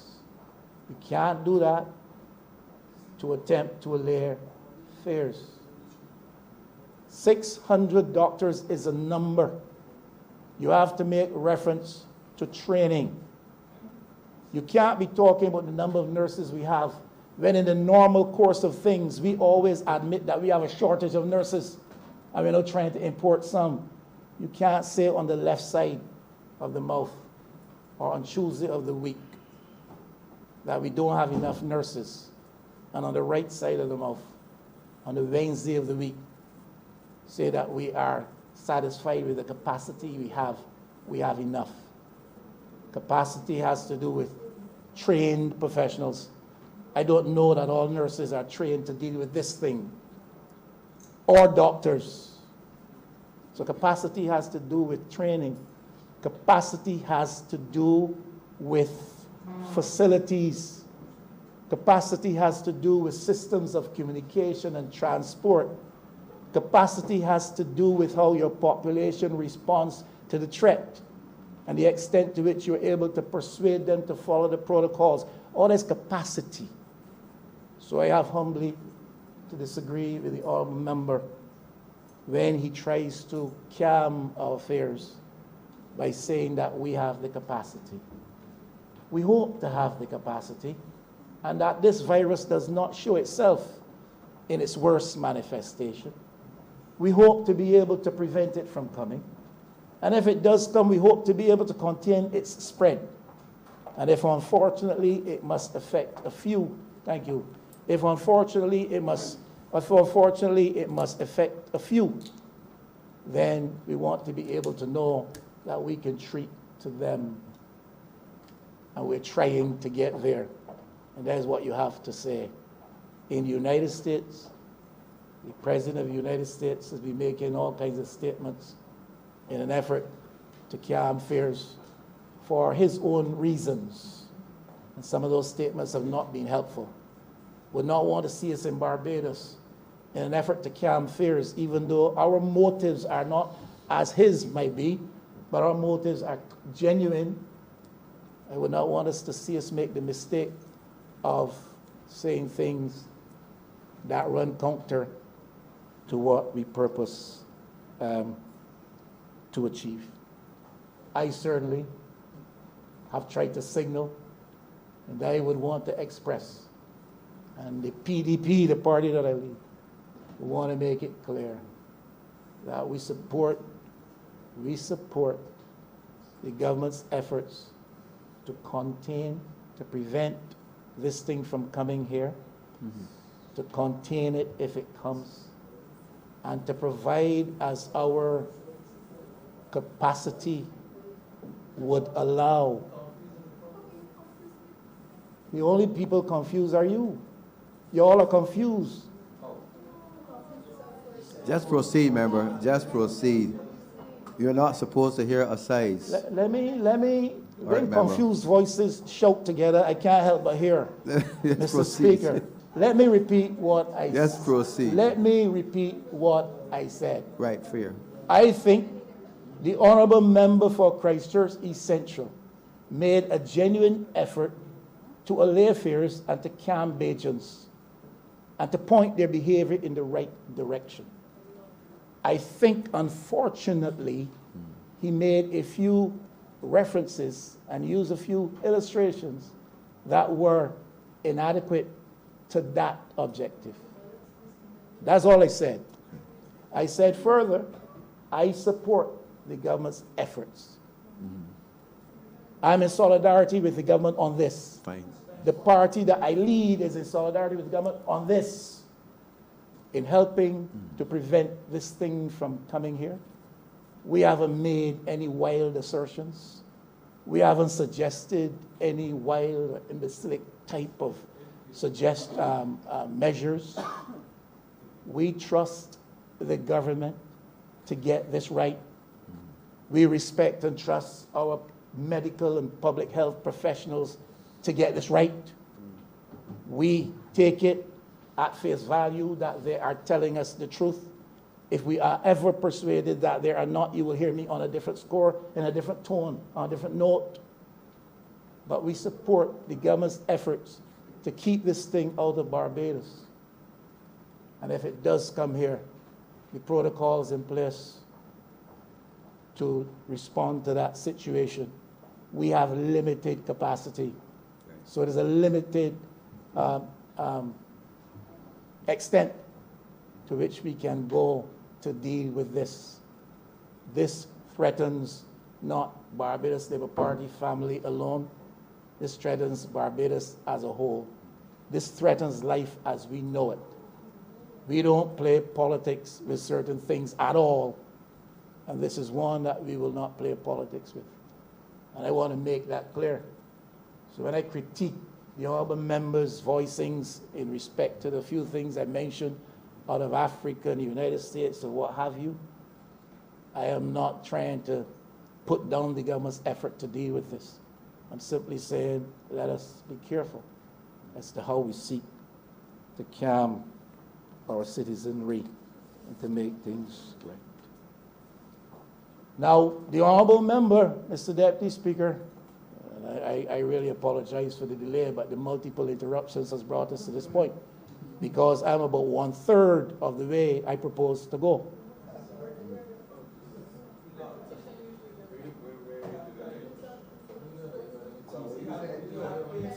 Please, all right, members, let the member proceed. He has unlimited time, so. Proceed, member. You're supposed to address the chair. I'm addressing the chair. Go ahead. I'm addressing the chair. I always do address the chair. Mr. Deputy Speaker, now the honourable member for Christchurch East Central sought to set his presentation in a certain context. And substantially so, the context he created or set that in revolved around the whole COVID-19 threat. But, Mr. Deputy Speaker, there are other dynamics. We do not, for one moment, seek to diminish or to devalue the importance of the COVID-19 threat. It's the biggest threat facing us right now. The biggest threat facing us right now is the COVID-19 threat. Perhaps except for one or two of the honourable ministers over there. The biggest threat facing us right now is the COVID-19. But there are some other dynamics operating in this context, this environment. These estimates are supposed to show us how the numbers are attempting to address those dynamics. We have a major problem with youth violence or youth deviance in Barbados. Now, I see in the estimates an effort here, and I know I have the ears of the Honourable Minister of Education at this point, if at no other time. We have in these estimates here a little bit of evidence here and a little bit of evidence there that the problem of youth deviance and youth violence has been noticed by the government. But I do not know where in these estimates is reflected a substantial and strategic effort this year to address this matter of youth deviance or youth violence in Barbados. It seems that not a day goes by that we hear of really violent manifestations of this type of deviant behavior. And you wonder what has become of our Barbados. And you wonder what has become of our young people. Mothers must hold their bellies and bawl. And communities reek with grief. Schools are under stress. Teachers, in some instances, look for cover. So we have a systemic problem of youth deviance and youth violence in Barbados. And to me, it's akin to my point on law and order. To me, estimate should show to me strategically here is where we plan to address this. Substantially here is what we hope to achieve this year. 1, 2, 3. We hope to achieve this year. And if we can, then that will help us to reduce that level of youth deviance in Barbados. I'll give you these, Mr. Speaker, in no set order here. I just put the notes on the paper, just listed them. They're real. Some of them potentially monumental in terms of the challenge they pose to our well-being, the viability of our economy, the cohesiveness and stability of our societies and our society and our communities. The spiraling cost burden.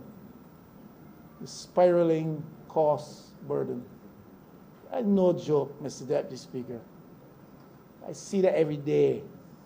People bring that to you every day. Every day. Every single day. People bring that to you. Mr. Speaker, and I use this just to illustrate. People usually approach you as a pastor of the church. There's always somebody who comes who wants help. Pay a medical bill, get glasses, buy this for the children. Politicians get it. But I don't want to reflect upon the seeming dependency culture that obtains now around Barbados in politics and constituency relationships. So I use the illustration of church. Yesterday, Mr. Speaker, and this is not unusual, yesterday, doesn't always every Sunday rise to this level. Yesterday, within 20 minutes of the close of church, I had people approaching me for help running up to nearly $4,000. Now you have to help. You see, I can't at church preach to people and then don't try to help them. You can't simply say to people, go and be blessed. The person is hungry, or the child is hungry, or the person is naked, or the water is off, or the lights are out. So this is the kind of culture we have at this church, at our church, that people look to the church for help. We don't spend our small offerings in buildings, and structure, and aesthetics. We spend it on ministry, and the number one reference point in ministry is people. And so people know this because of the culture. And they come in increasing numbers, and the volume is often significant. And I only make reference to yesterday because it's fresh in my mind. But and this reflects what happens out there. So people give less because they have less to give to the church. But then they expect more from the church because their need is great. We have a situation in Barbados. It is all right for those who are cushioned, well cushioned financially. It is all right for those who are removed at some distance from this situation. Politicians know it too. We aren't removed from it. And we know that people are under stress. We have to try to change that. Now, the birth context does not allow you at this time, I'm sure, to minister the kind of help, the kind of relief, perhaps, that we need to see so that these people's burdens might be lightened. And maybe they understand that, I don't know. But what they are bemused about and puzzled over is when government find it possible to get the resources to pay a high level of professional services and consultancy fees.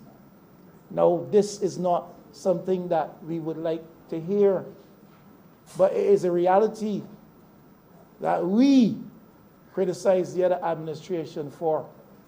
And if the situation persists, obtains, and in fact, if the situation has become worse, then I find I have a duty to highlight that.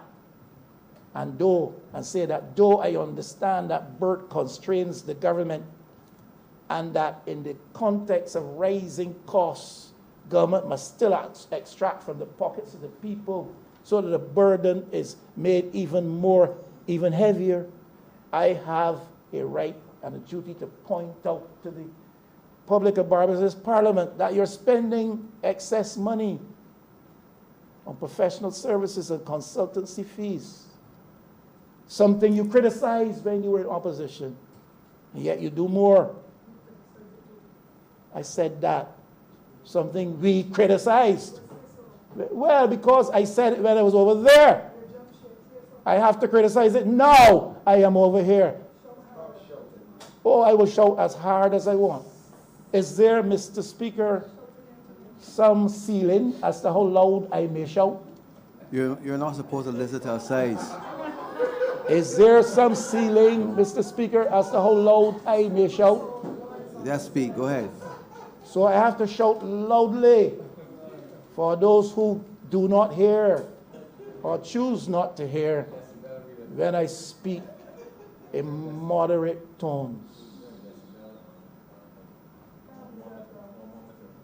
But what you need to hear, which is even louder than my shout, what you need to hear, which is even louder than my shout, is the lament, the groanings coming from the people across Barbados, in St. Thomas, in St. Andrew, in St. Michael West, in St. John, St. Michael Northwest. I don't fear with anybody else.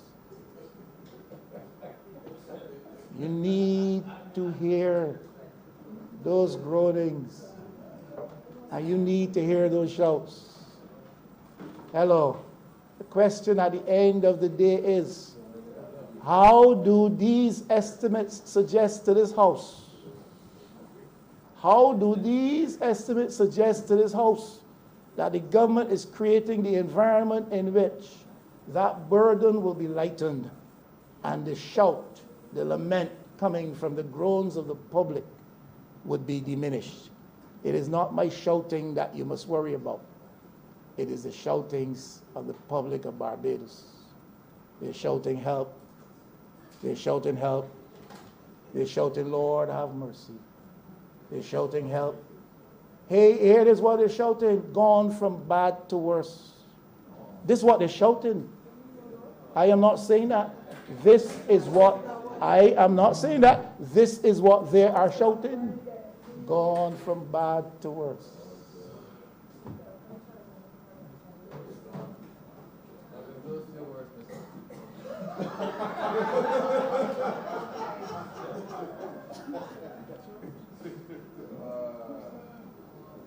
That is the shout. And that is the shout that you need to hear. That is the shout with which you should be concerned. There's a fear of crime in Barbados, a rising fear of crime. Members in here feel it too. Members in here sense it too, despite what they say. You can bring all the statistics in the world to show that the incidence of crime reflect less than they did this time last year. But the nature of crime, the proximity of violence to oneself, is what creates a climate of fear. And there's a climate of fear in Barbados. There's a climate of fear in Barbados. People do not perform to their best in a climate of fear. Where, in these estimates, if you only put in $9 million more in public order and public safety, where in here do you show that you are fully seized of that growing climate of fear? There's low morale. There's low morale in the protective services in Barbados. You can laugh. You can try your best at ridicule. But I deal with reality. No matter where I stand or sit, I deal with reality.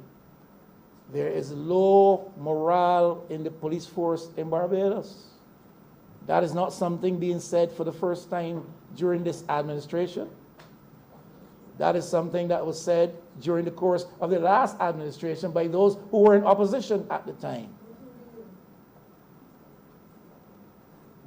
And if I said it then, and the reality persists now, I will say it now too. You don't change your mouth based on where you are.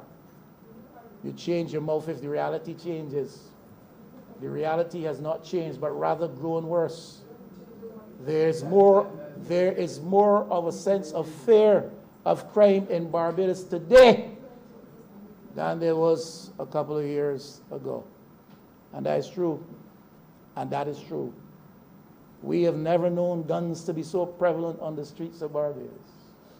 We have never known a Barbadian youngster that disposed so readily and with enthusiasm to use guns of violence to cut down their peers. We have never known that to this extent. That is a reality. And at that time, we have low morale obtaining in the Barbados police force. For whatever reason, there is low morale. Scoff at that, don't treat to it, and you will find yourself at the wrong end of reality one of these days yourself. Mr. Speaker, Deputy Speaker, there's low morale among the prison officers in Barbados. You see the convergence of these negatives, Mr. Deputy Speaker? There's low morale with the police. There's no low morale in the officers of the prison service. We see the stories. We hear the stories. We are aware of the reality. It's the convergence of these dynamics that creates the bother.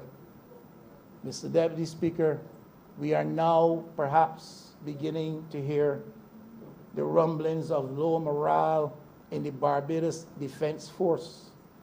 Mr. Speaker, these are the protective services. Mr. Speaker, these are the disciplinary services.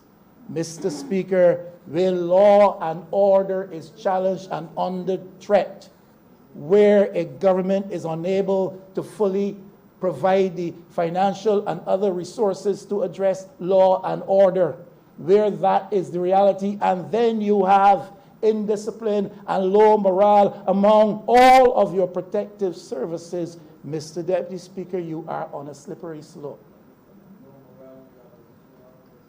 Yeah. Make fun of that. Make fun of that. Make fun of that low morale in the opposition. Make fun of that. Make fun of that. Let them, Mr. Deputy Speaker. But Bajans are not stupid. Bajans are not stupid. And you can't sing the story and the chorus of joy and gladness when it suits you and not be prepared to cast your burdens on the Lord when the time comes. And I say to you, this convergence of those dynamics, Mr. Speaker, is a bad thing for Barbados. And if the government does not find it possible to wrestle it to the ground, it portends a sinister evil for us. I want to address this next point because I raised this also with one or two members, one or two honorable ministers who led the teams to this, the well of this house. There is persistent pressure brought on the working class of Barbados. Capital pressure. The pressure of the capital class upon the working class, the underclass, the underemployed class in Barbados is brought on by capital. A government's moral mandate is to deal with things like this. A government's moral mandate is to deal with things like this. In any kind of austerity program, especially IMF related, capital always seems to find further leeway for exerting pressure on the working class. Even without that austerity program, that is the reality and has been our history in Barbados. And usually it is foreign capital, though not solely and only foreign capital. Domestic private capital does it too. And so you hear the stories of many. They can't do this, they can't do that, they don't get this, they don't get that. And organized labor organized labor makes its laudable efforts to defend the interests of the working class. But there is an aspect of government's responsibility which prescribes for morally undertaking a duty to help address that as well. That is a reality in Barbados. So how do we create an environment, even as government? It is not organized labor's a responsibility alone. How do we create, even as a government, the kind of space in which the interests of labor are protected while not denying the interests of the capital class? How do we prevent exploitation to the advantage of the capital class? That is where we are, Mr. Deputy Speaker. Government is about that. Estimates is about that.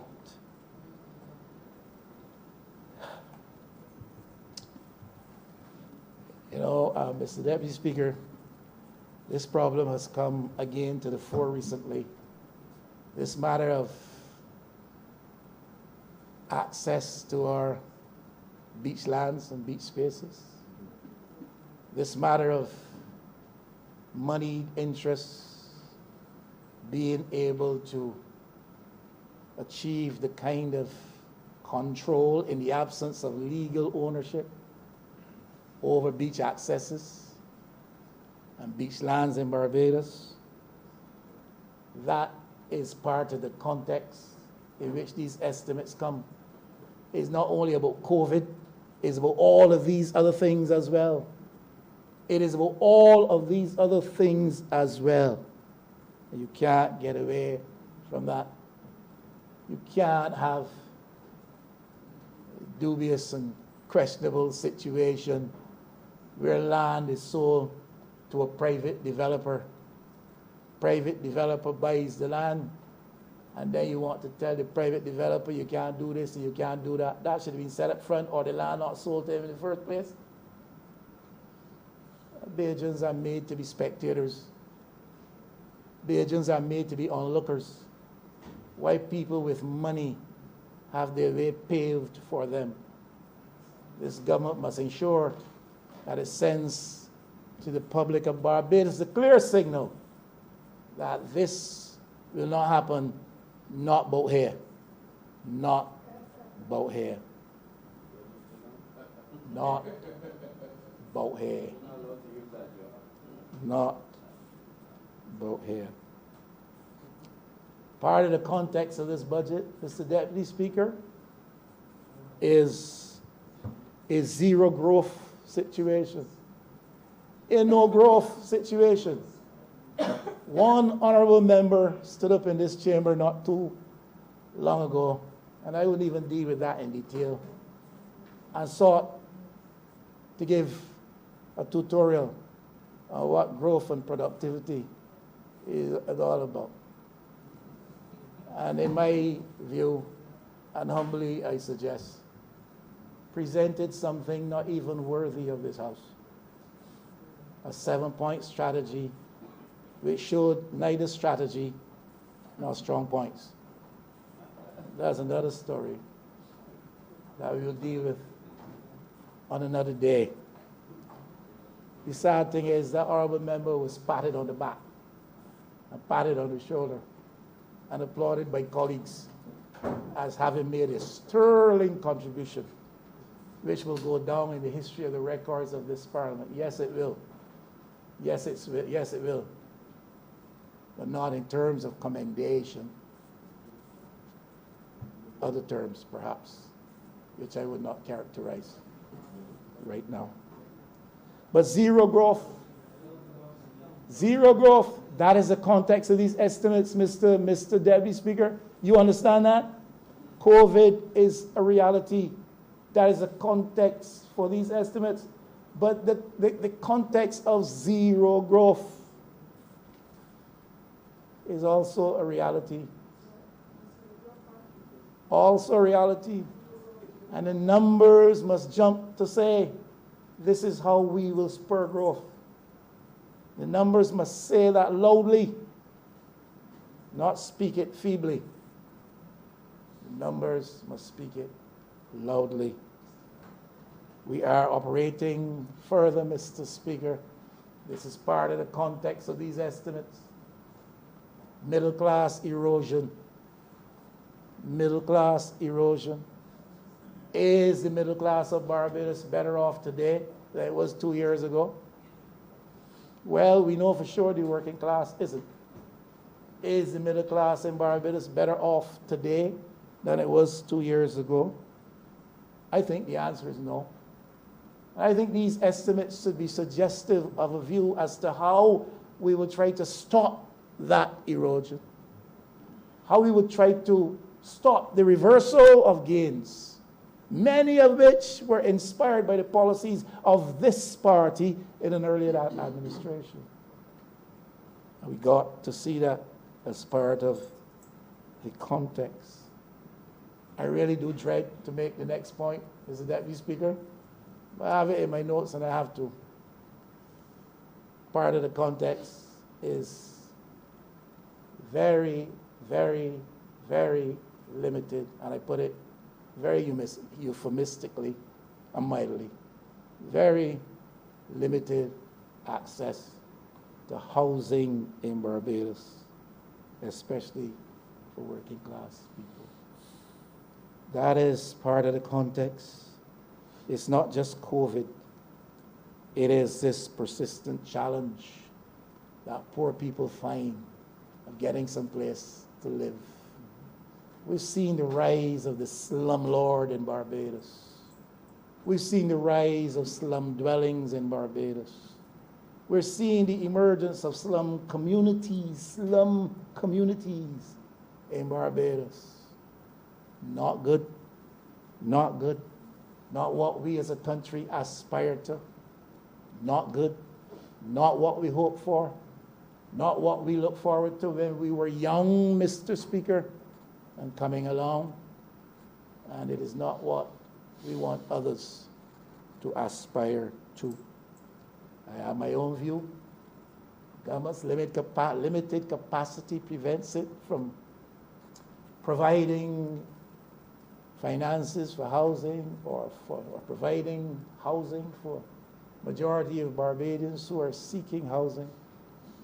Then find a vehicle to transfer some of the state-owned lands to these people and help them with the process of that historical Barbadian enterprise instinct of self-development, of self-building.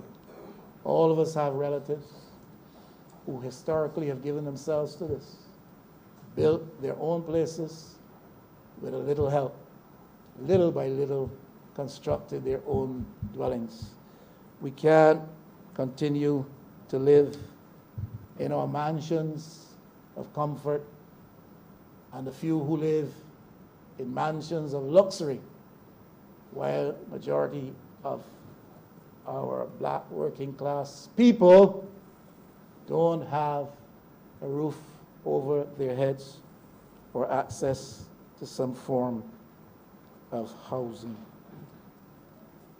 We have, Mr. Deputy Speaker, and is very much an integral part of the context, an unenterprising domestic private sector, and $9 billion of untapped liquidity in the banking sector. You can imagine that? You can imagine that, Mr. Speaker? Government is broke. People are broke. Banks got $9 billion untapped liquidity. The unenterprising, unexcited private sector that we have known historically does not feel one impulse, one instinct towards accessing that capital for further investment to help the country out of a hole. That is the reality. That is the reality. It's not only COVID that's the reality, that is the reality too. $9 billion liquidity in the banking sector. The banks are sitting on it. The banks are sitting on it. The banks are benefiting from it. The economy is not. The economy is not. Small business people are not. Small enterprise is not. Barbados is not. The banks are benefiting.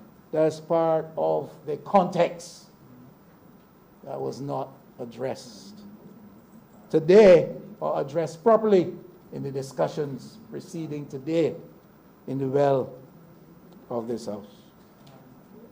Part of the context, Mr. Speaker, is the stress and distress caused by water outages persisting in St. Andrew, St. Joseph, parts of St. Peter, and St. Thomas, St. John.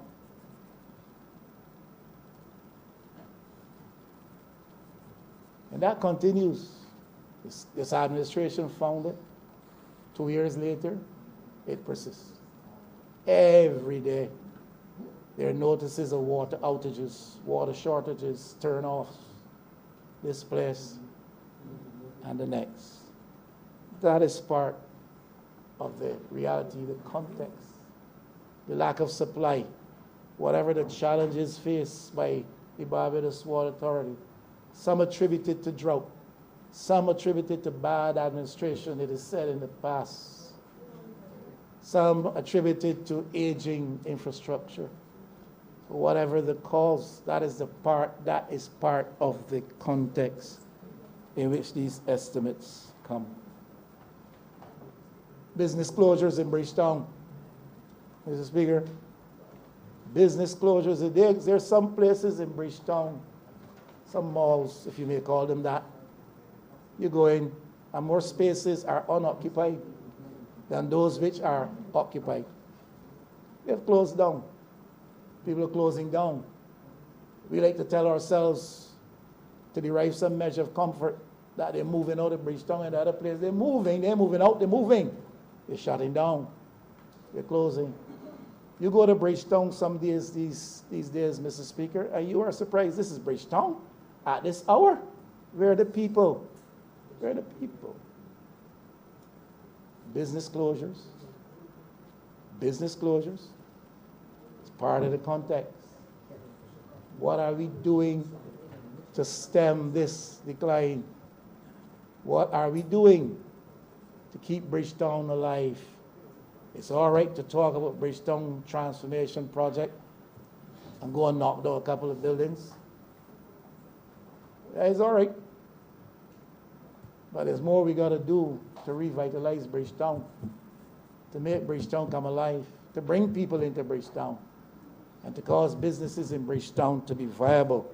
That is part of the context in which these estimates come. My honorable friend from St. Michael North interfered with me earlier. And though I have always sought not to interfere with him too much, he persists from time to time with these interjections to try to excite my wrath. And so with a few words I would want to speak to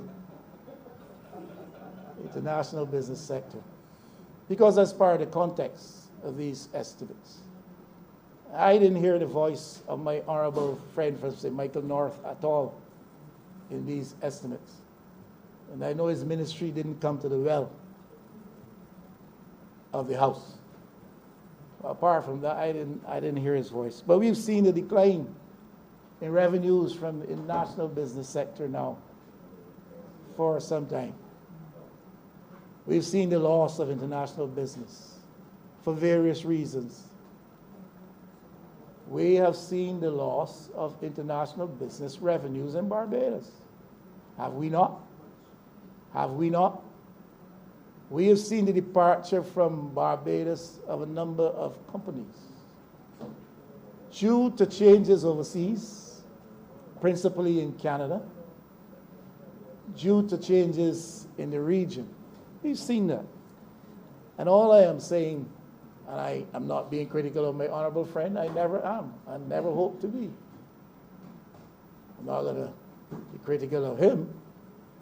I would be critical of what his ministry brings to the table. And these estimates should be telling us in clear terms, here is what the government plans to do in an effort to revive this sector, to generate more revenue, because that's one of the problems in Barbados. That's one of the issues that landed us in the problems in the first place.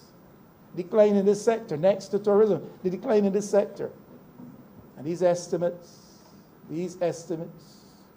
should say to us, this is what we intend to do to address this matter. Okay, didn't want to, on a point of order. The point of- is misleading point of the order. chamber by categorically stating that there's been a decrease in revenue to the international business sector. The way that the tax revenues are stated in these estimates, and indeed generally, there is no breakout of how much tax revenue is generated by the international business sector as opposed to the other areas that generate taxation. So I don't know how my learning friend, how the honourable member can really make that bold assertion that there's been a decline in revenues from the sector. Okay, well said. I thought my honourable friend would have said that the honourable member, say Michael West, is totally wrong. That there's been no loss. He can't say that. I thought my honourable friend would have said that there's no loss in revenues from this sector. Well, my honourable friend said, there's no breakout. I challenge the honourable member to say that there's no loss. I challenge my honourable friend to say that there is no loss in revenue experienced by the international sector. I challenge my honourable friend to say that. If the best he can do is to say, as minister, I don't know, I challenge him to say that too.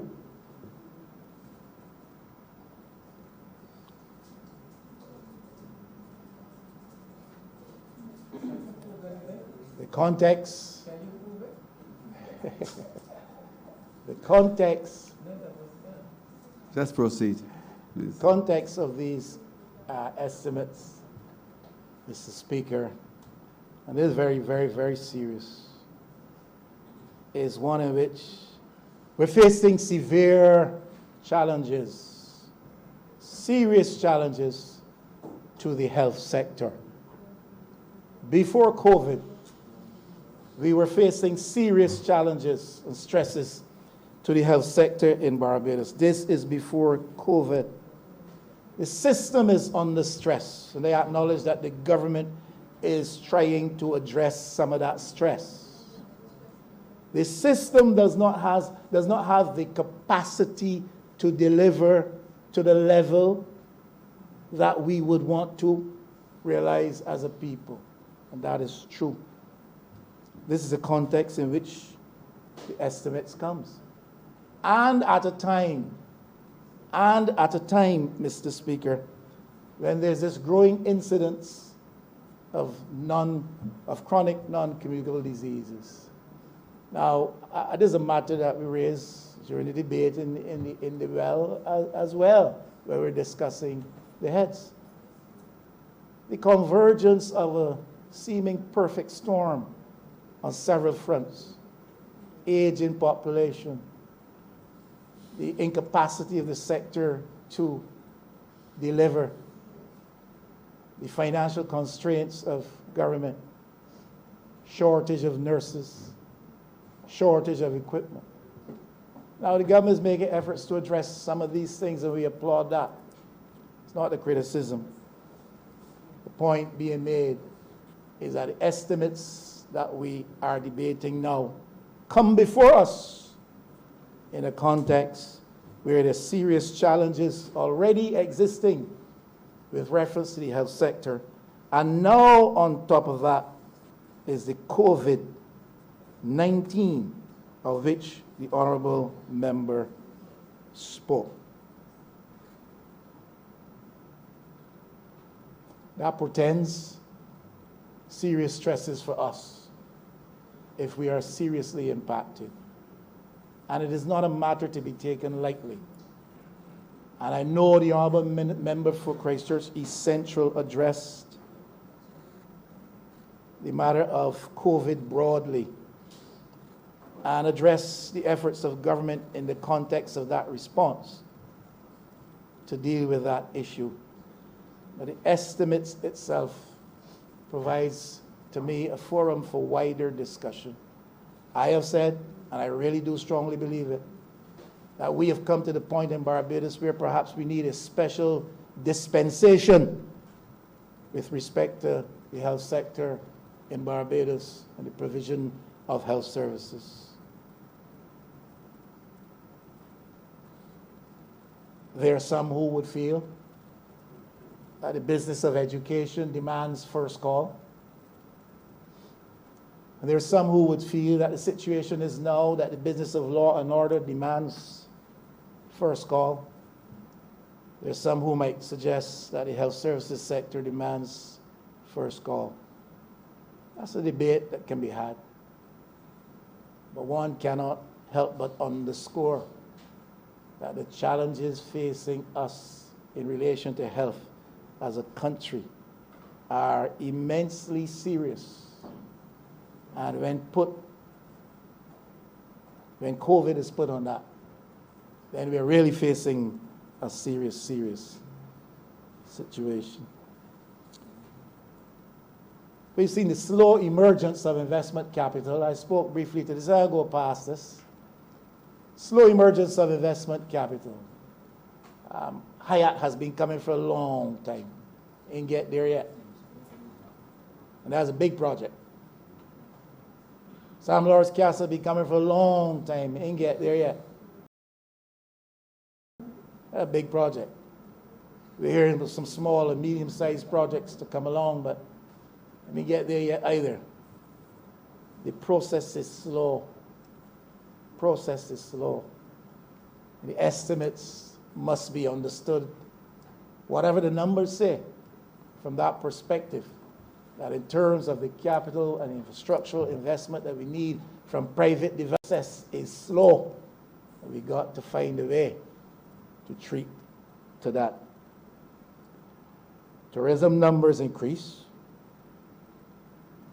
My understanding is without commensurate spend. Numbers increase, but without commensurate spend. I know that we have restructured the tourism sector in recent times, the tourism ministry. And I look there and I see $7 million, I think it was. They understand that this may be as a result of how the ministry is now structured. But irrespective of that, I am of the view that this tourism industry, as significant as it is to us, needs to be better funded. Now, if you tell me you don't think my honorable friend from St. James Central can manage any more money than this, that is one thing. I would not believe you. But the fact is, for the lead foreign exchange earner, the one leg on which the economy stands, to be only credited with $7 million, is it? Doesn't strike me as though everybody's got things in perspective. And I believe that there's a special discussion needed on tourism in Barbados, because we've got to find some new directions in which to trek. We've got to find some new types of projects on which we can rely, while at the same time recognizing that we cannot exercise this over-reliance on this limited sector. The benefits derived are skewed. So a lot of receipts are not coming into the Barbados economy. Money is invested, dollars returned, but returned on the outside of the economy. Menial jobs had by Barbadians to a large extent. Big spots, too often not given to locals. So the nature of the revenue derived, the nature of the benefits is skewed, those derived from the tourism arrivals. And there's a stress situation with taxi operators that will explode if we're not careful, especially in the light of this COVID thing. You got nearly 300 taxi operators wrestling with each other figuratively every day outside of the port for the meager offerings coming to them from the tourism cruise sector. Wow. And that sector now has gone dormant. Those livelihoods are threatened. Those families are jeopardized, their well-being is. And there must be found an alternative to address that. We can't simply say government will get into some capital spending and those who are made to lose because of the downturn in the tourism sector will be shifted. You don't just shift people so. A lot of those construction jobs call for skills and training. And all I'm saying is we need to find multiple alternatives that can treat to those taxi operators and people like that. People's Party has 1 or 2 ideas if you want. Check me. Because we take those matters seriously. These are Barbadian people who want to live and work and earn in Barbados, just like anybody else. My honorable friend to my left, immediate left, has done a good job as a new minister in short time on the South Coast. And the temporary solution to our South Coast woes is appreciated, because I remember the Barbados before the temporary solution. That is why I raised the concern during the earlier debates when that ministry was in the well as to the impact of the temporary solution that provides for outfall or outflow into our marine environment. And I was happy to hear that reports today, which are taken frequently from tests, given frequently from tests taken, suggest that there's no harm, no compromise of the marine environment, no threat to the world of the waters around Barbados on the South Coast. My fear is how long that situation will persist. My fear is that one of these days we will do a test which will show that there's damage to the South Coast marine environment with implications for the rest of the Barbados tourist coast, south and west. That's my fear. And these things, to me, are a critical part of the context of these estimates, not just the COVID threat.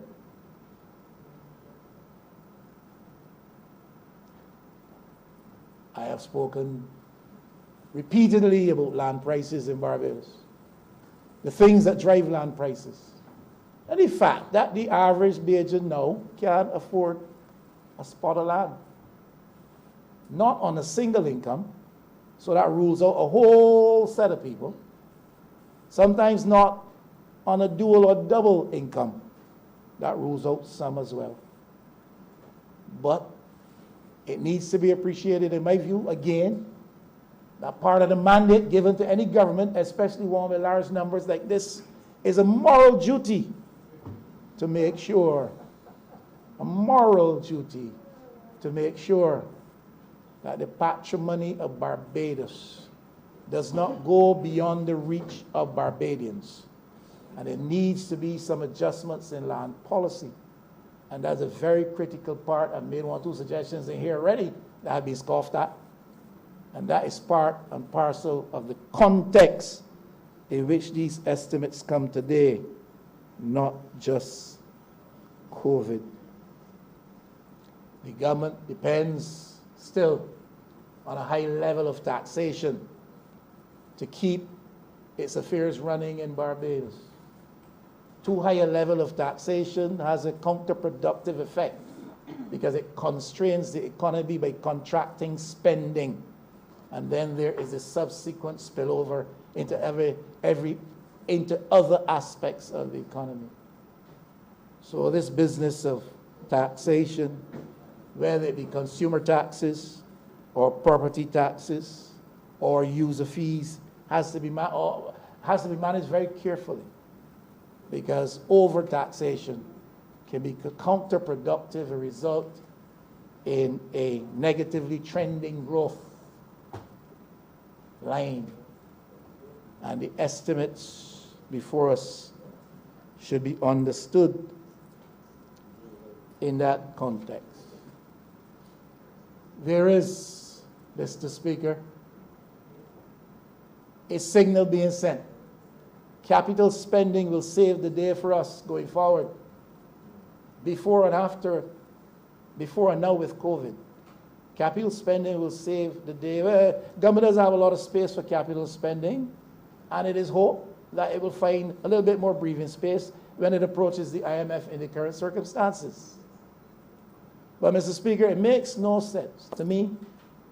It does not make sufficient sense to me, may I say, if we get money to expand government's ability to have capital spending, we get projects going, sponsored by the state, and then, Mr. Deputy Speaker, the privilege of work, the privilege of contracts, the privilege of employment is restricted to a few, either of a certain hue or with certain connections. Now, that is the reality in Barbados.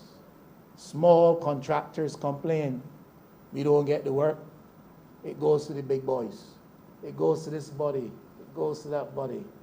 We can name for you the 3 musketeers of construction privilege in Barbados, but that's not my business so to do. You are as well aware of the reality as I am. And I'm saying these estimates should take cognizance of all of these things. You can't simply come and talk about COVID, though COVID is important. Stress that even further. But at the same time, these estimates should deal with some of these critical things. I must be able, as I said earlier, to look into these estimates and identify clearly some strategic policy positions being implied by the numbers that will change the profile and the culture of our economy. And a part of the culture of our economy that needs to be changed is that which grants privilege to a few who are known, while not opening the doors to smaller players who are less blessed. We have to take a note of these things. In another forum, not too long ago, I was raising the concern that in this context where we are threatened with this COVID presence and stuff like that, you may have a situation where prices are inflated, where prices are increased, where hoarding by wholesalers and retailers take place to create a scarcity and a demand that drives up prices. And therefore, we need not to see that ugly feature obtaining in Barbados if the worst comes to the worst because of this virus. And I was told in very clear terms, Bishop need not worry about that. The private sector in Barbados is not about that. We will not encourage that. We will not do that. Well, we wait to see. Already I'm hearing stories of prices being increased. And I remember that this administration removed something called the NSRL because it was felt that it was contributing significantly to the level of high costs in Barbados for consumers. And what has happened in its wake? Have prices come down, Mr. Deputy Speaker? I don't think so, not where I shop, and not where your people shop for you. And you cannot tell me that I must have confidence that in a situation of potential scarcity and shortages, when private sector practices have been given in the past to benefiting to the max, or as far as possible, from pricing. That when a situation comes in which there's scarcity and shortages, I'm supposed to have confidence that that will not happen. What I heard the government say, and I heard it repeated here today by the Honourable Member for Christchurch East Central, the government is prepared, if that happens, to introduce pricing constraints in Barbados. And if it happens, I look forward to seeing that reaction. I trust the voice of the government more than I do that of the private sector. Therefore, if this price manipulation because of an unfortunate circumstance develops, I expect and anticipate the government will in fact introduce those price controls to keep a lid on things. There's an absence of vehicles for Bajans to come into ownership in Barbados. There's a big thing for me. There's a big thing for the People's Party. This business of ownership, those relationships revolving around ownership in Barbados must change. Must change.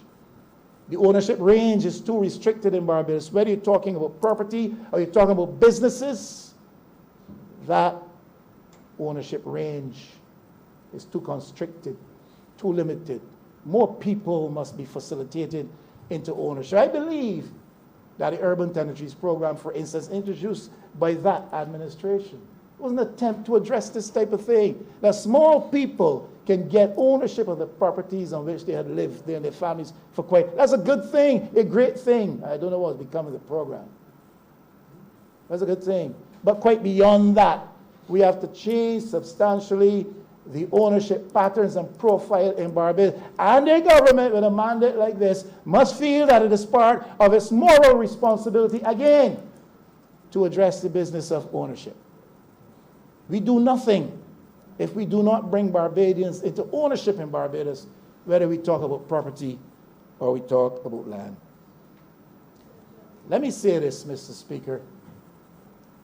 Let me say this. I really had planned to speak for an hour, but they asked for 3 hours, so they got. And they could ask for another hour if they're there, and I will give it to them. But let me say this one. We are happy for Guyana as to what is happening there with respect to their energy sector. We are potentially an economic boom for them. Potentially an economic boom for them. But you know what that says to me, Mr. Deputy Speaker? Here potentially is another center of serious competition for investment for Barbados. And by that I mean, there are people who are already looking to Guyana to invest their dollars. Private interest development is being diverted to Guyana, whether it is airlines flying down there, hotels setting up there. Private interest is looking at Guyana as a new context of opportunity for them. That means that is serious competition, in my view, for Barbados. Because those who may have been thinking of coming here and for whom the process has been for some reason delayed, may in fact now target their interests in Guyana. So you verily might see a movement of potential investment away from Barbados into Guyana. In fact, Barbados itself is already promoting investment in Guyana. And you verily may see that foreign investment, which perhaps previously looked at Barbados as the most appealing environment, economically speaking, in the Caribbean, now look to Guyana. And if that's the case, that is serious competition that we must face down. I will bring this to a conclusion, having bored the rest of the House for all this time.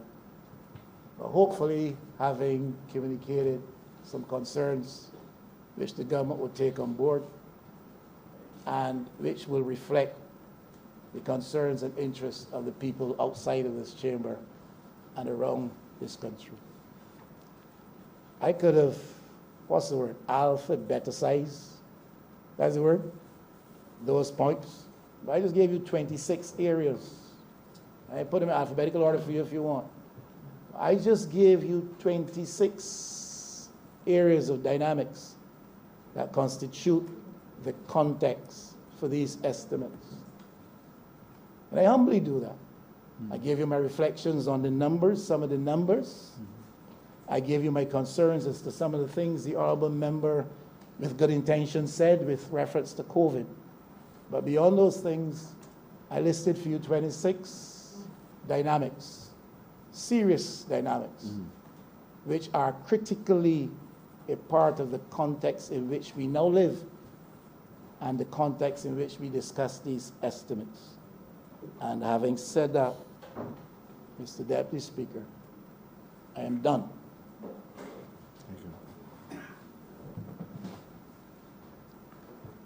Member for St. James Central. Deputy Speaker, sir, I take the opportunity to thank the honourable member for his contribution to the House. I want to begin, sir, by apologizing to the honourable member because I missed. Speaking of mic, I think your mic went off. Yeah. I want to thank the honourable member for his contribution to the House, sir. And I want to begin by offering heartfelt apologies to the honourable member. I had to attend a meeting of the executive of the Barbados Hotel Tourism Association meeting on the very pressing issue which is confronting not only this sector but by extension the country.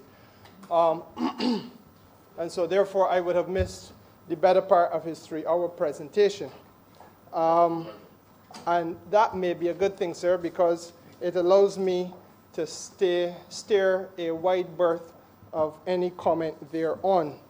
I want to begin, Mr. Deputy Speaker, sir, by pointing out that perhaps the most important part of these estimates, as so far as it touches and concerns the Ministry of Tourism, sir, is the fact to which the honourable member alluded when he spoke about the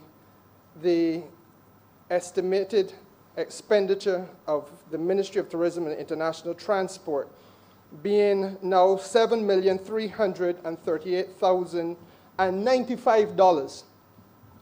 Yes, sir, you heard me correctly. For the first time in the history of this country, since its coming to a stage of independence, the lead economic sector in Barbados, that which up to last financial year consumed a mammoth $103,905,763, is now going to be costing the taxpayers of this country $7,338,095.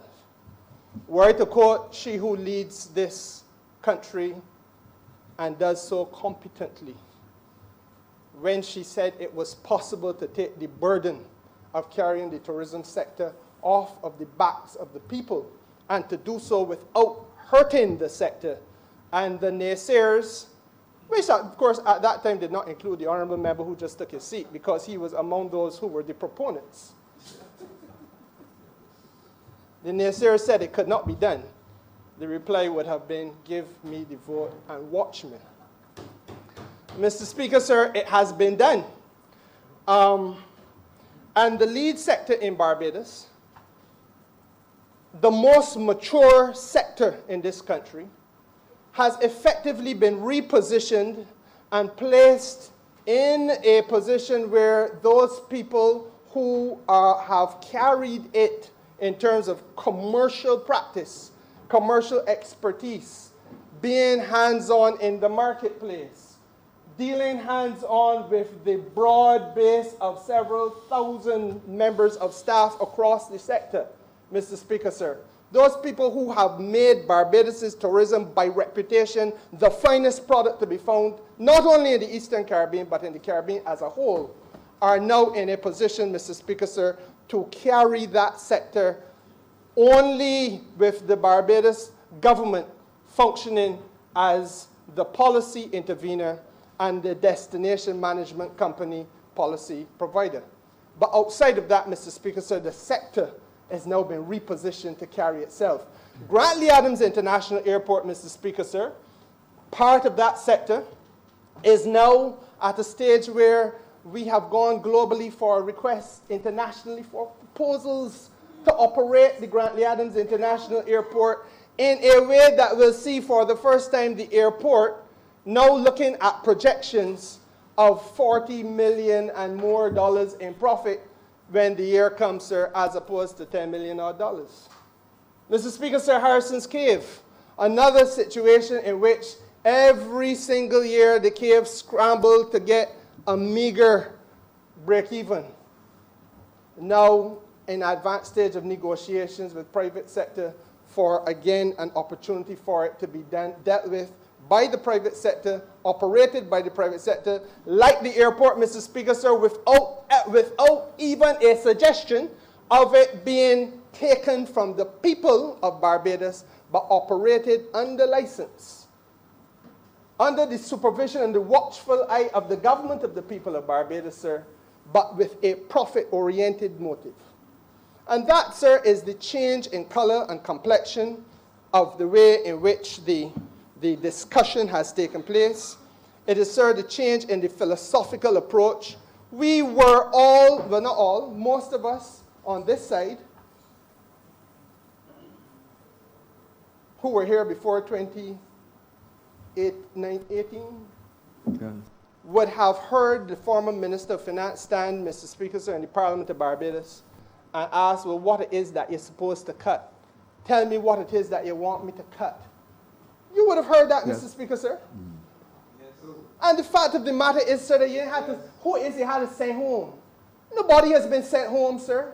Nothing has been cut other than that we have taken the burden off of the people of Barbados by roughly $100 million. And what has been the outcome of it? I heard the almost grudgeful commentary of he who just took his seat, the leader of the opposition, the head of the power, what is the organization he calls it? The power party? Power Searchers Party? Joe's PP. And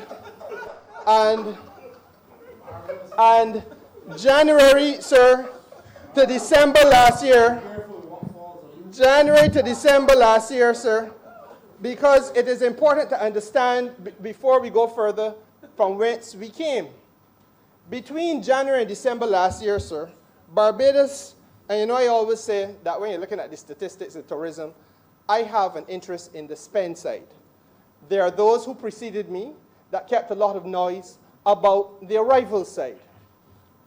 But happily for us, between last year, January and December, sir, we had an increase in arrivals of 5.4% over the preceding year. It was led by the United Kingdom, sir, which saw its best ever performance in terms of arrivals to this country of 10.4% increase. The next highest tier was again a record level of arrivals out of the United States of 8.2% increase. So that in terms of arrivals, both the UK and the US market broke records last year. Now, you've not heard this minister go up on top of the roof and trumpet that. Because quite frankly, Mr. Speaker, sir, I believe that if I can stand here and say it is the best product in the Caribbean, then we should be breaking records. I have no difficulty with that. What matters more to me, Mr. Speaker, sir, is the fact that over the period January to June 2019, and I'm going to stop there to explain something to this country. As I have already explained to the sector I have been given the honor to lead. Barbados, sir, has trifled and toyed with golden opportunity. And the time must now come to an end where we do this. We, sir, have for too long, for successive administrations, so I'm not going to be political, for successive administrations, we have failed to put ourselves in a position where we can adequately and accurately calculate on our own tourism spend in Barbados. It is a necessity, sir, whose day has come. What we have done is to rely on the assistance of the Caribbean Tourism Organization, which has year after year done its best to give us that which is an assessment of the aggregate data. And I don't wish to call it, sir, a guesstimation, because it is more scientific than that. But, sir, it is not conclusive. And according to them, Mr. Deputy Speaker, sir, spend would have increased between January to June, because the figures June to December are not yet in, by 7.6% over the period of January to June 2018. So we would have seen a 7.6% increase in spend. But it is necessary, sir, for us as a country to have tourism satellite data, tourism satellite accounting, where we can accurately and scientifically measure the inputs by the sector so that we know exactly what it is has been contributed by visitors to our GDP.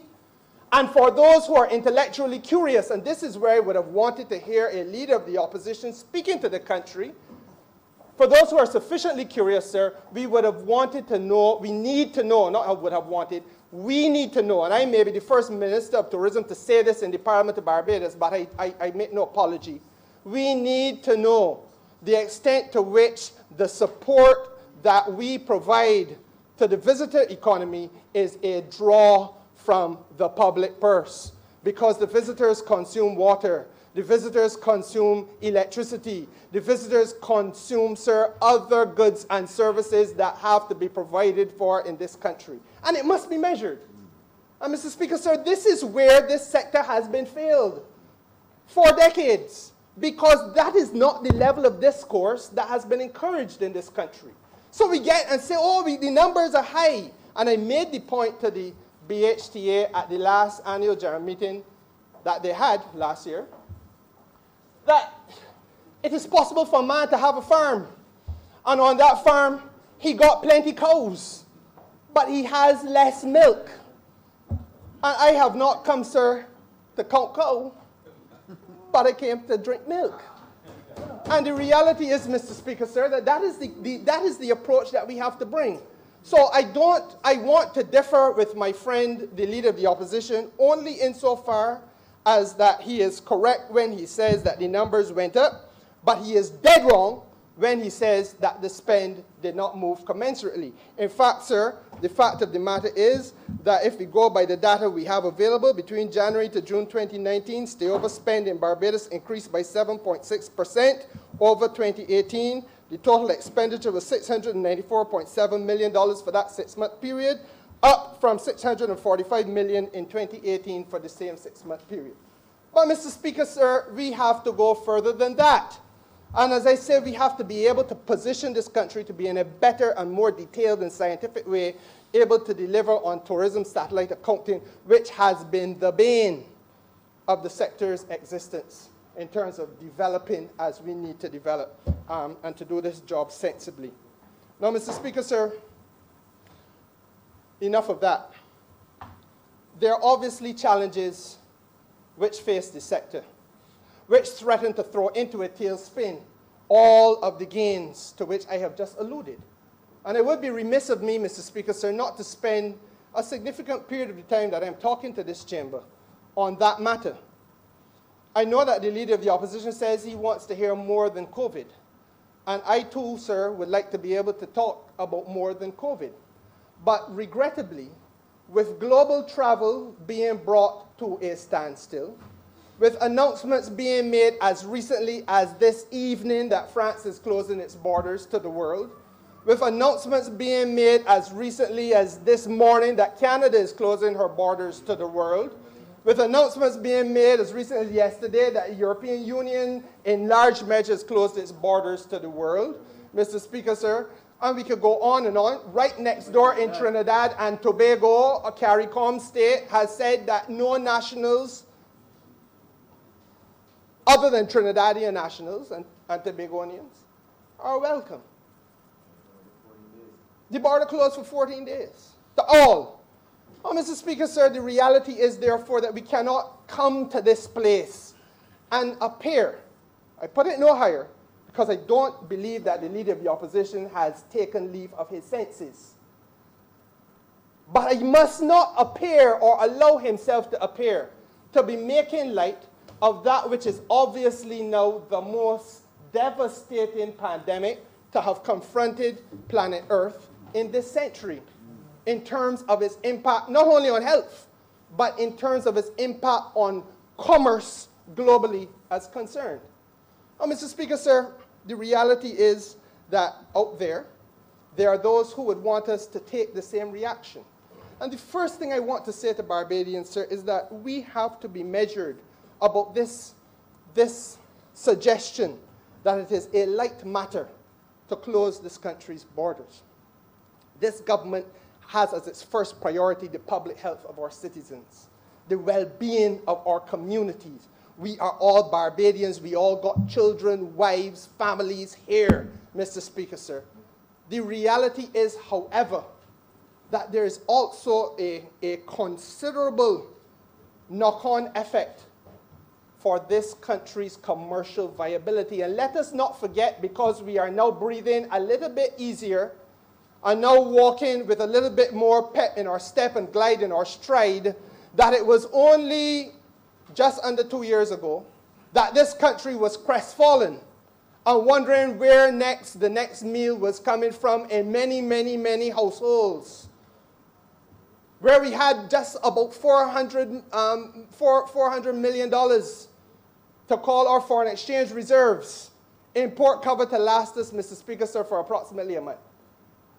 And Mr. Speaker, sir, let us not forget either that off the top of my head, I can tell you that if we are having, as we are likely to do, and this is where, again, I must differ with the tone taken by the leader of the opposition, because we have to confront these matters and speak to them not as though you're reading the book of Lamentation, but speak with a view to how we are going to cope with the realities and to manage and reposition Barbados so that we can deal with this situation and come out of it more competitive and more robust than we were before. Mr. Speaker, sir, the craft industry in this country is supported in large measure by our visitors as well. Let us not forget that when tourists, even now in their hotels, they ain't got to go outside. You could go to almost any hotel in Barbados and find that there are 1 or 2 vendors who are dealing in craft, making it on the spot. In several hotels on the West Coast, that is a reality. In several on the South Coast, it is a reality. They go on the beaches and they buy craft. That is a part. So there are businesses that are immediately affected there. The restaurants, Mr. Speaker, sir, the restaurants, largely supported not only by Barbadians, but largely, Mr. Speaker, sir, by the visiting community as well.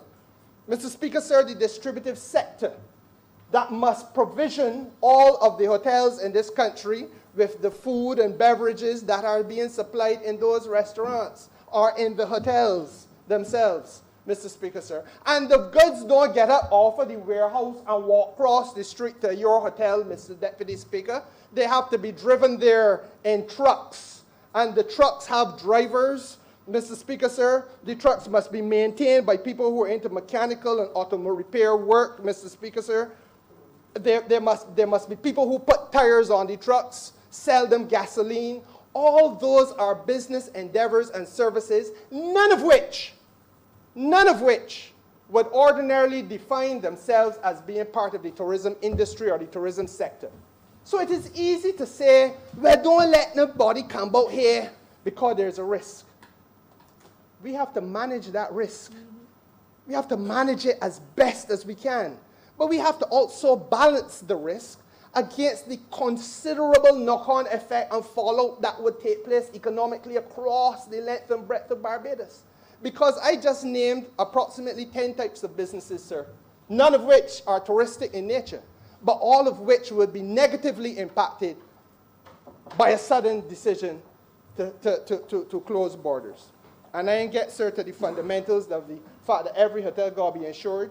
So that's the insurance industry. The real estate people, Mr. Speaker, sir, the legal profession, the medical profession, and all the others, the beauticians, etc., the people who do their spa work, spa treatments, and that kind of thing. It goes on and on and on. And Mr. Speaker, sir, what we have done, therefore, is to try to bring a far more prudent and mature approach to this, I think, than, and with great respect, many other countries have. And we have, as a group of people here in Barbados, to appreciate the fact that Barbados was ahead of most of the world. Right now, the debate in the United States of America is how to get labs to do testing for COVID-19 and get the results to come back in a shorter period than 2 or 3 days. President Donald Trump said that he has to wait 2 or 3 days for his test results. Mr. Speaker, sir, in Barbados, you wait 4 hours.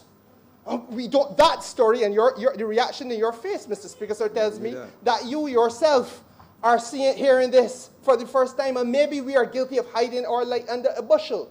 But the reality is, therefore, we are ahead in terms of our ability to do things, even ahead of the United States of America. Great Britain, Mr. Speaker, sir, I passed through Great Britain on my way back from a very successful meeting along with my friend from the member for St. Philip North, St. Philip West, when we went to Ghana. Cultural and touristic exercise, sir. And passing through Heathrow and Gatwick. Not a public health nurse, 3 weeks ago, not a public health nurse to be seen. No, but in Barbados, people were meeting visitors with thermometers and taking their temperature. We were ahead of Great Britain, Mr. Speaker, sir. That is the reality of how this country has been operating. And we have not been doing it without a purpose. We have been doing it because we understand the sensitivity that the social media practitioners seem to be accusing us of not getting.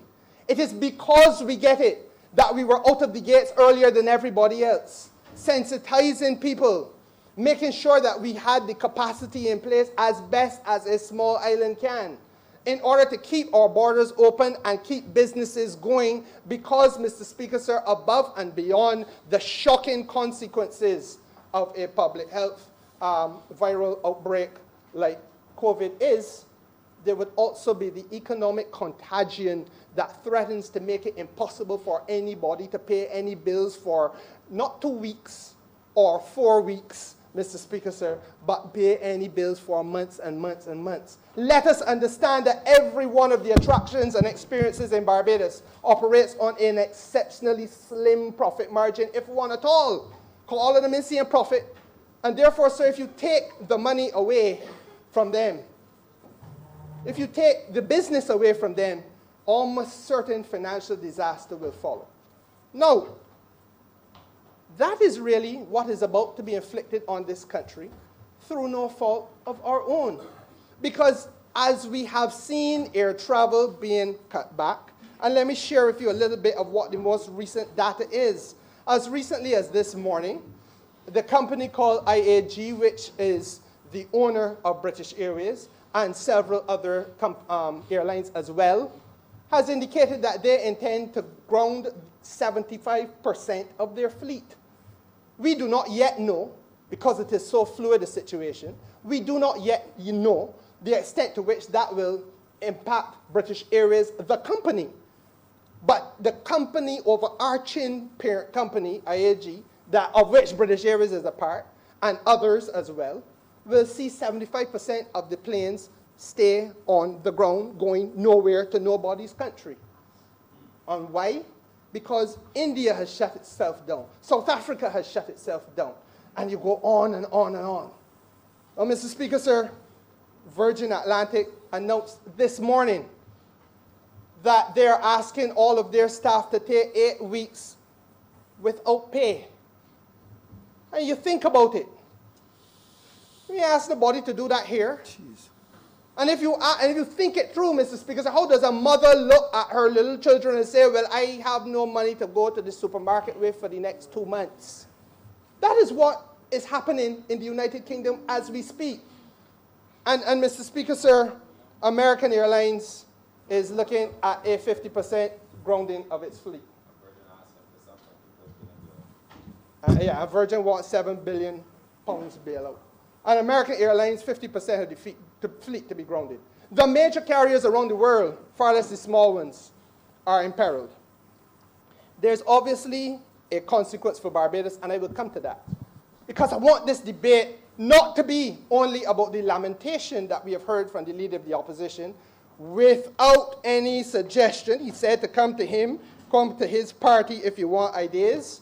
I ran it, as I came out here, I ran to a gentleman by the name of Greenwich, somebody, Neville or something, Greenwich. And I thought that he was coming to hear his, Sylvan, yes. I thought he was coming to hear his leader speak, only to discover that he ain't got nothing to do with the party no more. He done with them and that, he going to the Dems now. The leader of the opposition didn't share that with us, but that is true. And he could get up and say that I'm wrong if he wants to, but I know he's a man who believes in the truth. He wouldn't move. And Mr. Speaker, sir, it isn't only the airline industry. On Saturday morning, you would have learned. Let's hear the member. On Saturday morning, you would have learned the gravity of this as it impacted our cruise sector, where a group called CLEAR, give me a chance, Order, please. A group called CLEAR, Cruise Lines International Association, issued a stop order, involuntary stop order, for a period of 2 months for the global cruise industry.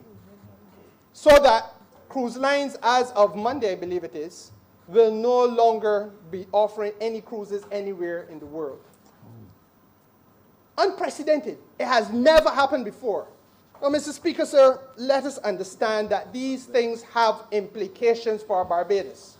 There is no force field that we have put up that says it is impossible for us to become a victim of, there's no force field we put up that says it is impossible for us to become a victim of the economic fallout.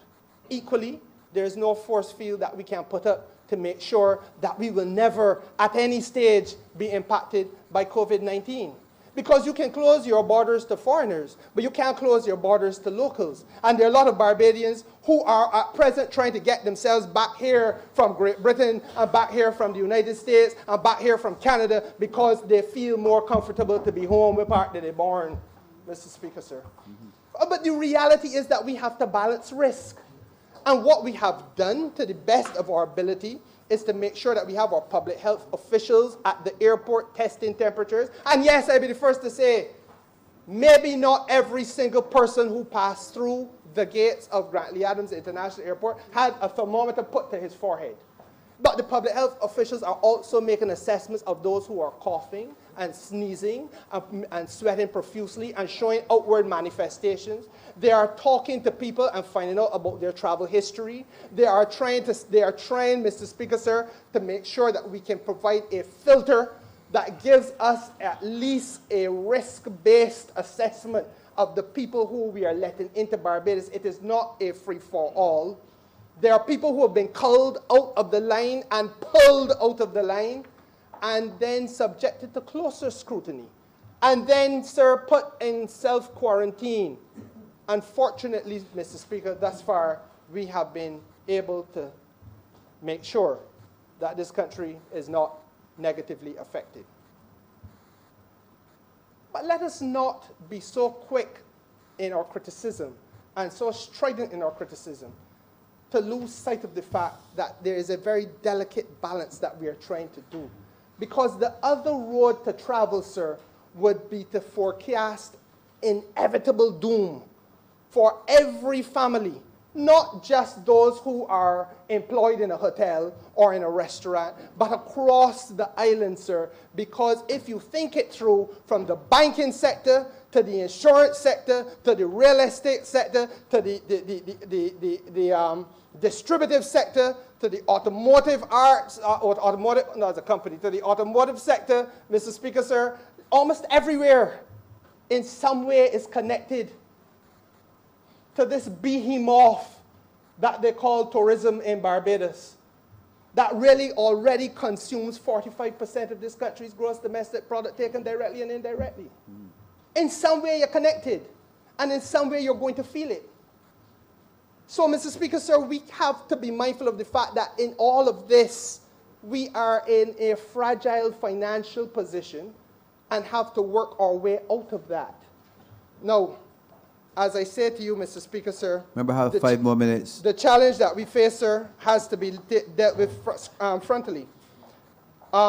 If we look at the Tourism Development Act, it is very clear that that act can be used for more than just customs waivers and for more than tax concessions. I have said to the executive of the BHTA only this evening that I urge them to go to the Tourism Development Act between sections 30 and 32 in particular, and I will speak to their general meeting tomorrow in the same terms. Because, sir, there is a developmental opportunity where we can use this downtime for constructive purposes. We need to use this downtime, sir, and work with the Ministry of Finance, which is, even as I speak, trying to negotiate some elbow room with the International Monetary Fund so that we have more financial space, and, sir, to find a way to recapitalize our small hotels investment fund. The small hotels need to be recapitalized so that they can refurbish themselves. Mr. Speaker, sir, the Enterprise Growth Fund or some similar fund needs to be recapitalized so that we can make sure that larger hotels are able to refurbish themselves. But above and beyond that, what are we doing about training? Would it not be a good thing, sir, to train our workers during this downtime? It need not be about layoffs. People can be kept at work. This country needs to understand that this is not the summer to get on American Airlines and go to Disney World because Disney shut down. This country needs to understand that this is not the summer to go to New York City and shop at Macy's because there is a greater risk there than here. This country needs to understand that there are hotels in Barbados and experiences in St. John and in St. Thomas and in St. Joseph, Mr. Speaker, sir, which are of a high quality, sought after by Europeans, Canadians, Americans, and that we in Barbados can help keep ourselves employed by doing a little bit of staycation and linking it to the attractions in Barbados. And the Tourism Development Act helps in that regard, because when you build out that kind of development, you are entitled to get a rebate on it if you can satisfy the Minister of Tourism that it is a worthwhile product. Now, Mr. Speaker, sir, the Minister of Tourism stand up in Parliament and telling the country that this is where they should go. I'm saying as well, Mr. Speaker, sir, that CARICOM travel is another option. Because as we look at CARICOM, sir, don't mind that there are 1 or 2 instances of cases. The reality is that the risk is far less in CARICOM than it is in other parts of the world. We have to keep our hotels and our attractions and experiences open for business, sir. It is also possible within the Act for businesses now to use this downtime to get themselves environmentally certified and therefore emerge more competitive than they were when this came about. Green Globe certification is actually part of what the Act encourages. But you know, in the 2 years I've been minister, sir, nobody's ever come to me with a product about Green Globe, a proposal about Green Globe or any type of environmental certification of that nature. Similarly, sir, market analysis and the wherewithal to do that and be able to get a rebate on market analysis work so that you emerge from the difficulty in a more robust and nimble position to get to the top of the food chain once again. That Barbados can do this is within all possibility, Mr. Speaker, sir. But what we need to do is to go there as a team, which is why I have not chosen in this speech to be harsh on the Leader of the Opposition, because I don't believe the Leader of the Opposition has actually thought it through. I think he came to offer a few criticisms and done with that. But I want to urge him and his party, such as it is, to be part of this progressive action going forward, that the country as a whole must join hand in hand as we attempt now to provide the necessary support for the thousands upon thousands of people who are working in hospitality in Barbados, who have been able to position this country to be one of the most competitive in the marketplace internationally, and whom we must now protect and reinforce so that they emerge from this, sir, in a better position than they were when they went into this. And the opportunities, sir, are almost endless. I talked about refurbishment. I talked, sir, about the Green Globe thing, sustainable tourism, investment in recycling and climate adaptation. Energy conservation is another area, sir. There are a number of areas where we must now use the opportunity, in addition to the training of the staff, which is a critical thing that we must do. We must use the opportunity to strengthen this industry and strengthen all of the institutions in the industry so that they can be more competitive as we go forward.